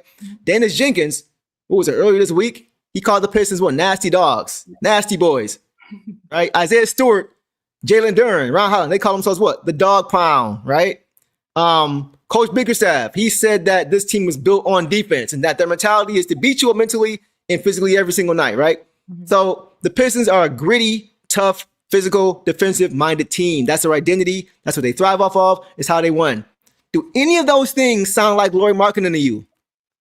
Like, are you willing to pay somebody as much as your franchise player who doesn't even fit the culture and style of play of your team? No. If the Pistons look to trade for anybody right now, it's going to include players who either don't fit the culture, which is hard to find in this team right now, or who are not in the rotation, or it's going to be for a player who fits who they are and fits what they do. You can't just be skilled. Like, they've gotten out to their fastest start in 20 years, guys, because they have guys who all are uniform in their mentality. And they're not even whole yet. We're just getting whole. And look at what we're doing. Like, coaching, depth, culture. Like, that's what's gotten us off to this fast start. You make a trade for a guy like Lauri Markkanen, you negatively affect 2 of those 3 things. Yeah. You gut your depth, and you're hoping that he buys in to the culture. You don't know. You're hoping that maybe we can rub off on him in a positive way. You don't know. You're not going to spend that kind of money on that kind of guy. No, he should already have that coming in. So you don't add a player like who makes that much money, who doesn't already have a history of being the same way that you are. What are y'all thoughts on that? Like, am I tripping? I'm breaking each player down. I'm trying to make sense of it. I just can't. So to me, Lauri Markkanen, talented player. I don't see it. I don't see it. It's not worth it, in my opinion. Go ahead. And yeah, I just think, like, again, the NBA doesn't end after this season. Thank you. You know, obviously we want to win the championship. That is a goal. And our team, you know, is very capable of doing it. I can say that. Yeah. It's going to be tough. It's hard work. But we don't have to rush to make these decisions because also we just, Tom. Exactly, Tom. Trades this season unless it's like the Schroeder trade. Exactly, Tom. Exactly. And also Schroeder, not a huge star, a great depth role player who does his job well. That's also what I think that we would go for if we needed to. But we don't, there's just no rush. Like you said, trade deadline isn't until February. What game was this? This is 16 games in. 16 games in, and we've won 14 of those, and people are trying to get rid of others? No. This doesn't make any sense, man. Y'all just bored? Are they just bored? I don't get it. This season, like Trajan has said, is for the development to see how we all play together, and then we can revisit what we need and what we don't need in the off season. Trade deadline if needed, but right now, why? No. So yes, I agree with that. And once again, like I said, if y'all feel differently, I'm open to different opinions. I am 100% open for sure. If I'm tripping, you please let me know. So Tom made a good point. We're not going to make that kind of a trade unless it's like, if we're like making off like as a thief in the night, like we're just like robbing somebody or something crazy on some Danny Ainge type stuff. You know what I'm saying? He said we're not going to make a trade any season unless it's like shorter like trade where we don't give up anything. Exactly. That's the only way. So with that in mind, I'm so glad you said that, Tom. With that in mind, I did a little more homework because y'all know I come prepared, right? I got a quick history lesson for y'all. 1989, Mark Aguirre, right? At the trade deadline. 2004, Rasheed Wallace at the trade deadline. Both of those guys had a history of being players who would fit the Pistons style of play. Yes. Both of them. And neither one of those trades gutted the roster. The Pistons sent out Adrian Dantley in the first round pick for Mark Aguirre. That's it. Mark Aguirre went first overall in the same draft that Isaiah Thomas went second in 1981. For Rasheed Wallace, on the other hand, the Pistons sent out Chucky Atkins, Bob Sura, Jellicoe Brasha in the first round pick. They also got Mike James along with Rasheed in that trade coming back. And then they got Lindsey Hunter right back once he cleared waivers. Yep. So in either case, the Pistons did not gut their roster. They didn't hurt their cap flexibility, and they got guys back in return who would easily fit right in with how they played the game, right? None of those trade proposals that we talked about come close to aligning with that, which is why the Pistons won't do them. Yep. That's why they won't do them. That's why when I see these names in these mock trades and the contract that comes with it, and then I see the Pistons players going out, nope. Isn't the way that they structured like Robinson's and LeVert's contracts, like, and Tobias's, like, aren't they pretty flexible as well? So that just already tells you that, like, they're not anti-trade, but they're gonna make the right calls. Exactly. They're gonna make the right decisions. Thank you. They're gonna utilize it to get the best benefit. So that right there should tell you that they're not gonna ever be an all-in for one guy kind of 100%. Management and kind of administration. It's not gonna be right. It's not gonna happen, right? Thompson, we might get Malik back if he's right. So it's just like we already are good, but if we get Malik back, it's raps. That's a whole other story. That's when our defense is our identity right now. That's scary offense. Again, with our defensive identity, we were able to put up 63% field goal tonight. Right. Nuts. What are we doing in our first game hole? What are we doing? Yeah. So one more thing I want to do. I want to give a shout out now. Make it a little more positive. I know I kind of let out some steam there, but y'all, I don't usually do that, but y'all know how I am. I try to be honest with y'all. I try to keep it a stack. I try to be transparent, right? So now I want to give somebody here in our community credit, right? There's somebody here in our community, guys, who is a loyal supporter of the show. He's here tonight. Make sure you call yourself out if you are still here. He goes by the name Devon Ambitious. You know who you are, bro. He's here. Here he is. Yeah. And he's been here for a while. He's been a loyal supporter. But I want to shout him out because When referring to the Pistons, he's the first person I've heard say this. He coined the phrase OKC East. Yes. And here's why he says that, guys. Because the Pistons have, I thought about it, and I thought about it today even more. I said, wow, that's pretty accurate. The Pistons have a superstar player and a bunch of really good players, some star level, and the rest just really, really solid. That sounds like OKC. So I thought about it. Let's break it down all the way. Y'all know how I am. And let's compare the teams. Mano a mano, right? All right. So superstar player, Shai Gilgeous-Alexander, Cade Cunningham, right? Secondary star player, star level guard, Jalen Williams, Jaden Ivey. Mm-hmm. Top shelf wing defender, Lou Dort, Ausar Thompson. Multi-dimensional star level big man, Chet Holmgren, Jalen Duren. Anchor in the paint and culture setter, Isaiah Hartenstein, Isaiah Stewart. We're not done. Yeah. Let's go to the bench. Cason Wallace, Daniss Jenkins, AJ Mitchell, Caris LeVert, Isaiah Joe, Duncan Robinson, Alex Caruso, Javonte Green, energetic big man, Jalen Williams, energetic big man, B-Ball Paul, Aaron Wiggins, Chaz Lanier. Do you see where I'm going? Yes. Do y'all see where I'm going? The Pistons are building this team eerily similar to what the defending champs are doing. The only difference is that Shai wasn't drafted by them. He actually, I believe, was traded or drafted. He was drafted by the Hornets, then got traded to the Clippers. And then a year after there, he got traded to the Thunder. That was the Paul George trade, right? Yeah. But Shai at the time was nowhere near the household name that he is now. He didn't have a huge contract either. So that move wasn't a huge splash on paper for the Thunder. The story of that trade was Paul George going to play with Kawhi. Yeah. Right? But the point is the Thunder built around their youth. They built around their depth, and they hit on their draft picks. And then they just gave it time to let it go. Let it develop. Because Shai arrived, I think, in 2019 with the Thunder. Yeah, 2019. And then they took their time. He didn't win the next year. It took him 5-6 years to still get a chip. Yeah. So they took their time. That's what you were saying about the window. The world doesn't end tomorrow. The NBA doesn't end tomorrow. You got to build these things properly for them to sustain. And look at them now. Yeah. Look at how they're set up for the future with all these draft picks. They're trying to be a dynasty now. They 16-1 after winning a chip. They're not having a second year like where they're just like having a honeymoon phase and they're just like out the gate slow. Yeah.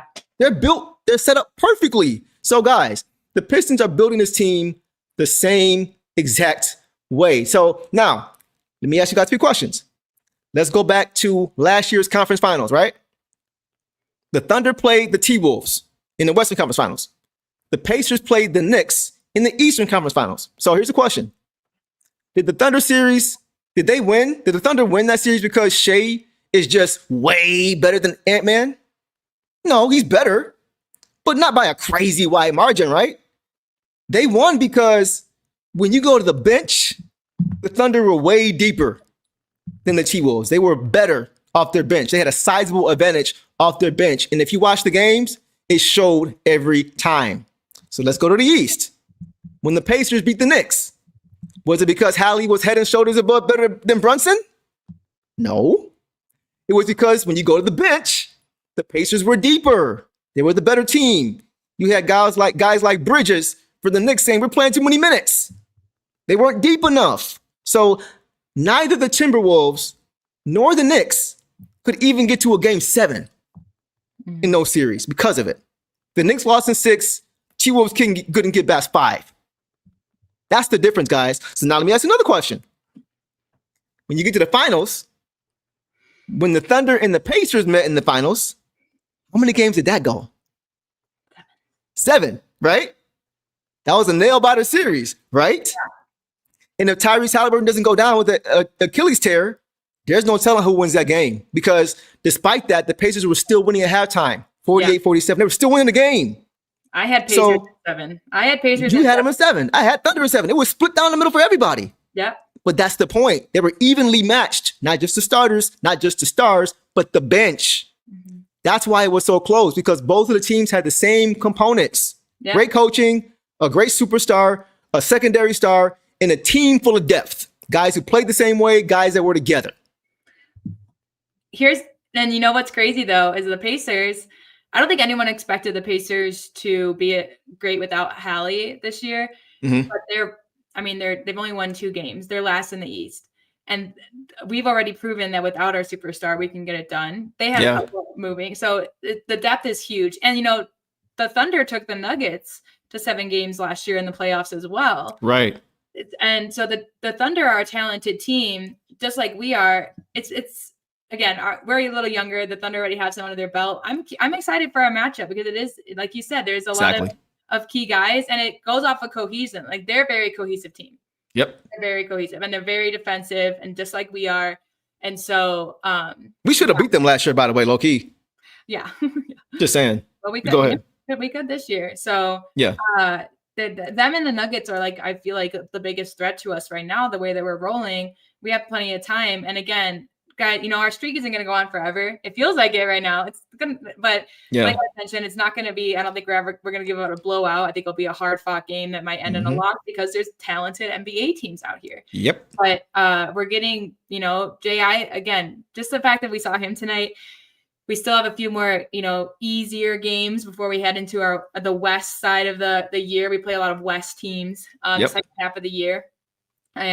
Just to get these guys back and in the groove of things, but the depth is just going to be huge. And today, someone mentioned in the comments, it was way up there. I can't find it now, but they said we didn't even play our best. Like, we know we had 14 turnovers. That was unlike us in recent games.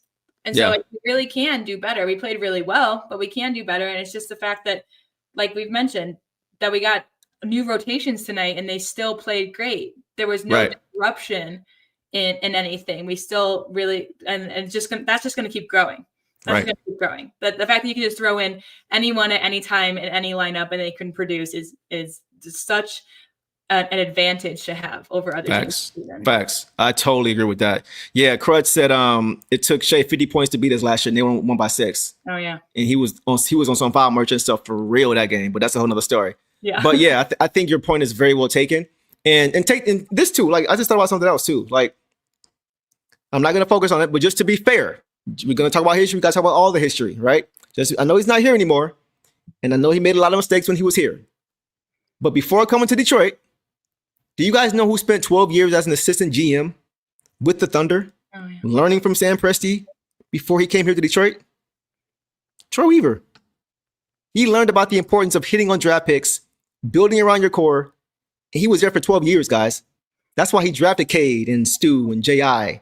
That's why he traded back into the draft, trading Jeremy Grant to get the assets to go get JD, to get back into the draft and get JD at 11, right? And that's why he drafted Ausar Thompson. So, like, those are all Troy Weaver moves. Yeah.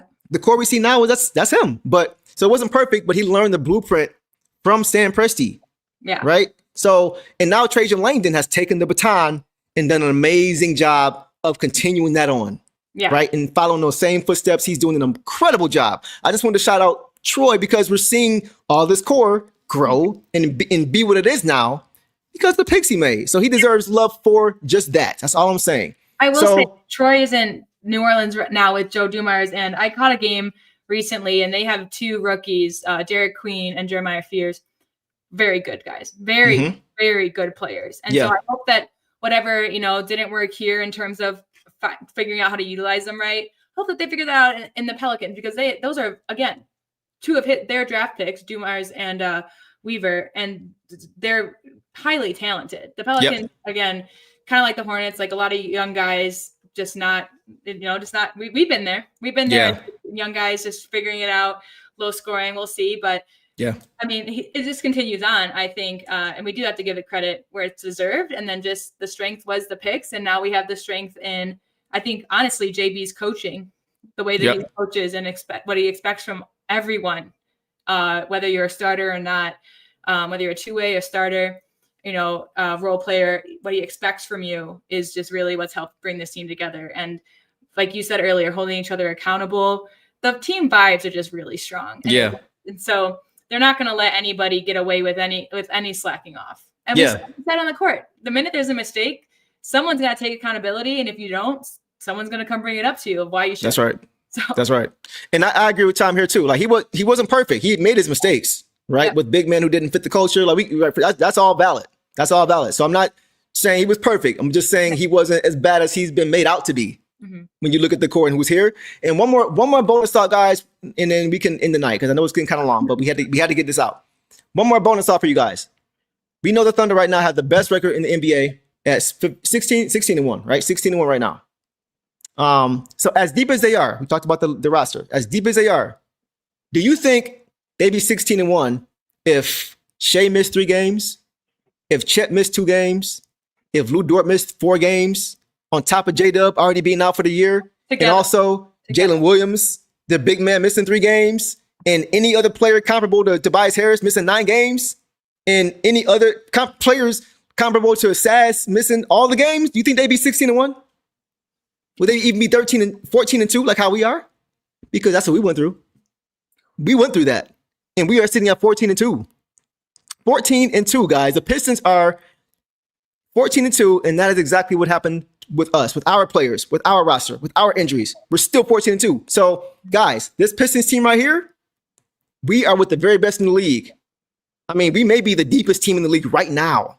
Yeah. And we can be anybody on any given night, despite who is available or who is not available. So with all that, guys, can we please just stop the silly trade talks? I'm done. I'm going to end it there. But can we stop all the trade talks, please? And thank you. I appreciate it. Boss, anything else you got before we call it night? I just had to get that out, man. I've been holding that in for the last couple of days. Just to go with the depth, I mean, you brought up OKC. I'll give you an example for the Nuggets tonight. They lost tonight, and I think it's because they didn't have AG. AG went down with a hamstring. They almost lost yesterday with the same issue. AG went out with hamstring. So again, when they lose a good player, they fumble because they're not used to it. Exactly. We can handle it. We built for it. God forbid. I hope these ankle injuries are done with. They're rehab. Right. They're fine. But if someone goes out, we can be confident. And I will say they lost to the Kings, and Dennis Schroeder had 21 points. So I'm excited for him. Okay, good for him. Yeah. Good for him, because I know he lost his starting job, you said, right? Yeah, well, he lost it to Westbrook, who also had 21 points tonight. So that's definitely not Kings, you know? Okay. But it just made me think because I've watched, a few Nuggets, and yeah, Jokic can really do well, and they have guys off the bench and stuff. But they're, again, when I compare their depth to our depth, it doesn't relate. Yeah. And I want to comment on this too.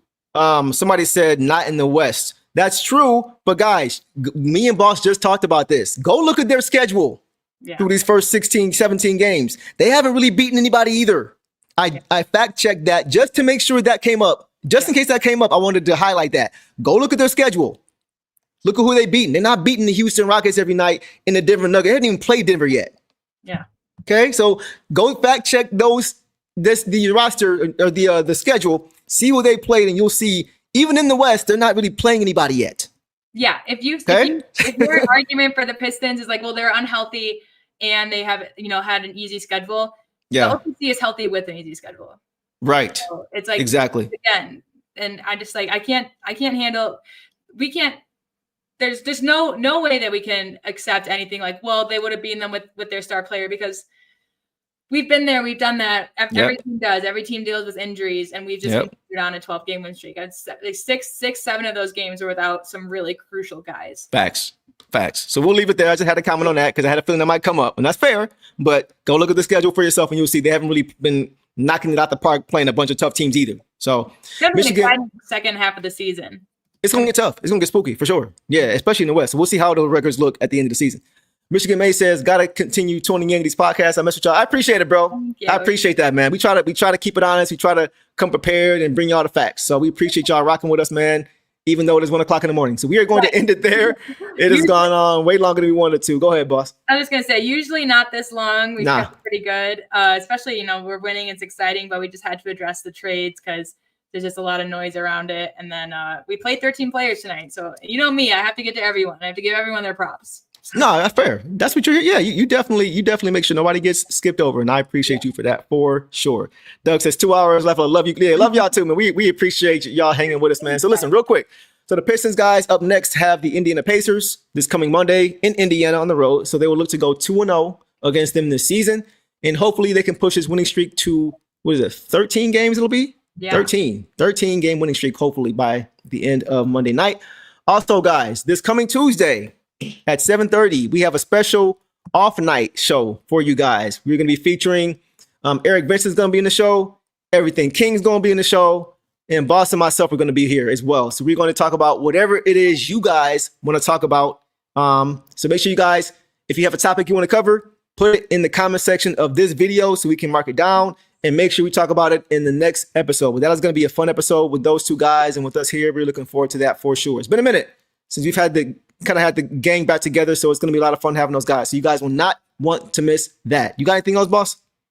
Nope. I'm ready. You know, the Pacers will come out hungry. There's just no slacking, but I think, you know, tonight was the first time we'll see some guys get more minutes, some guys get less. It's going to be a balancing act, but I'm excited. I've stayed excited. I'm so ready for Monday. I've missed them these past 4 days. I'm ready for more Pistons basketball, especially after another win. I'm ready. And to beat the Pacers again. That's an away game? Yeah. That's an away game. We're on a road trip right now. So it'll be tough, guys. Pacers are hungry. They still have weapons that can turn on and off, but especially after tonight, we can see what we can do. And if any guy's a little bit off, we got another guy to come back in for him, check in. So that'll be fun. Ivy versus Matherin. That'll be fun. Yeah. Yes, Crowd, we do watch football for sure. If you have a football question, put it in the comments and we'll talk about it next episode. Miyuki, what's going on, man? Appreciate you guys. We're going to end it here, guys. We go on like we're not trying to do that. All right, so It's been fun, guys. That is a wrap for this show. Shout out to everybody who showed up and showed out as you guys always do. We really do appreciate you guys, as we say, from the bottom. So with that, guys, y'all know the drill, man. Detroit versus everybody. See y'all Monday night. 12 straight. All the dirty work, all dog. I'ma dive on the floor, go try to block every shot, and I'ma be physical with you the whole game. You know Stu gonna be physical with you. When you think of the Pistons, you think it's just hard work and just gritty basketball. That's just the identity you gotta have when you put on that jersey. I'm not your average breed of canine. Not a good dog, I'm bad boy for life. I set the tone, don't care about no tick. Let it be known, I get my respect. Come in the lane and see I don't bluff. If you retaliate, that's on ya. Talking pundits, I hear your shade. Talking that chop, you must run this way. Tryna tell ya, if the dog palm, mess around, find out, if the dog palm, mess around, find out,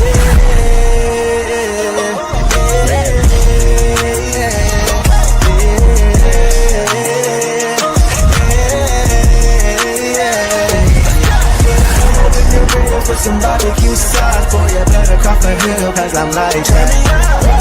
When you're ready for some barbecue sauce, boy, you better crop a hill, cause I'm like that. Mess around.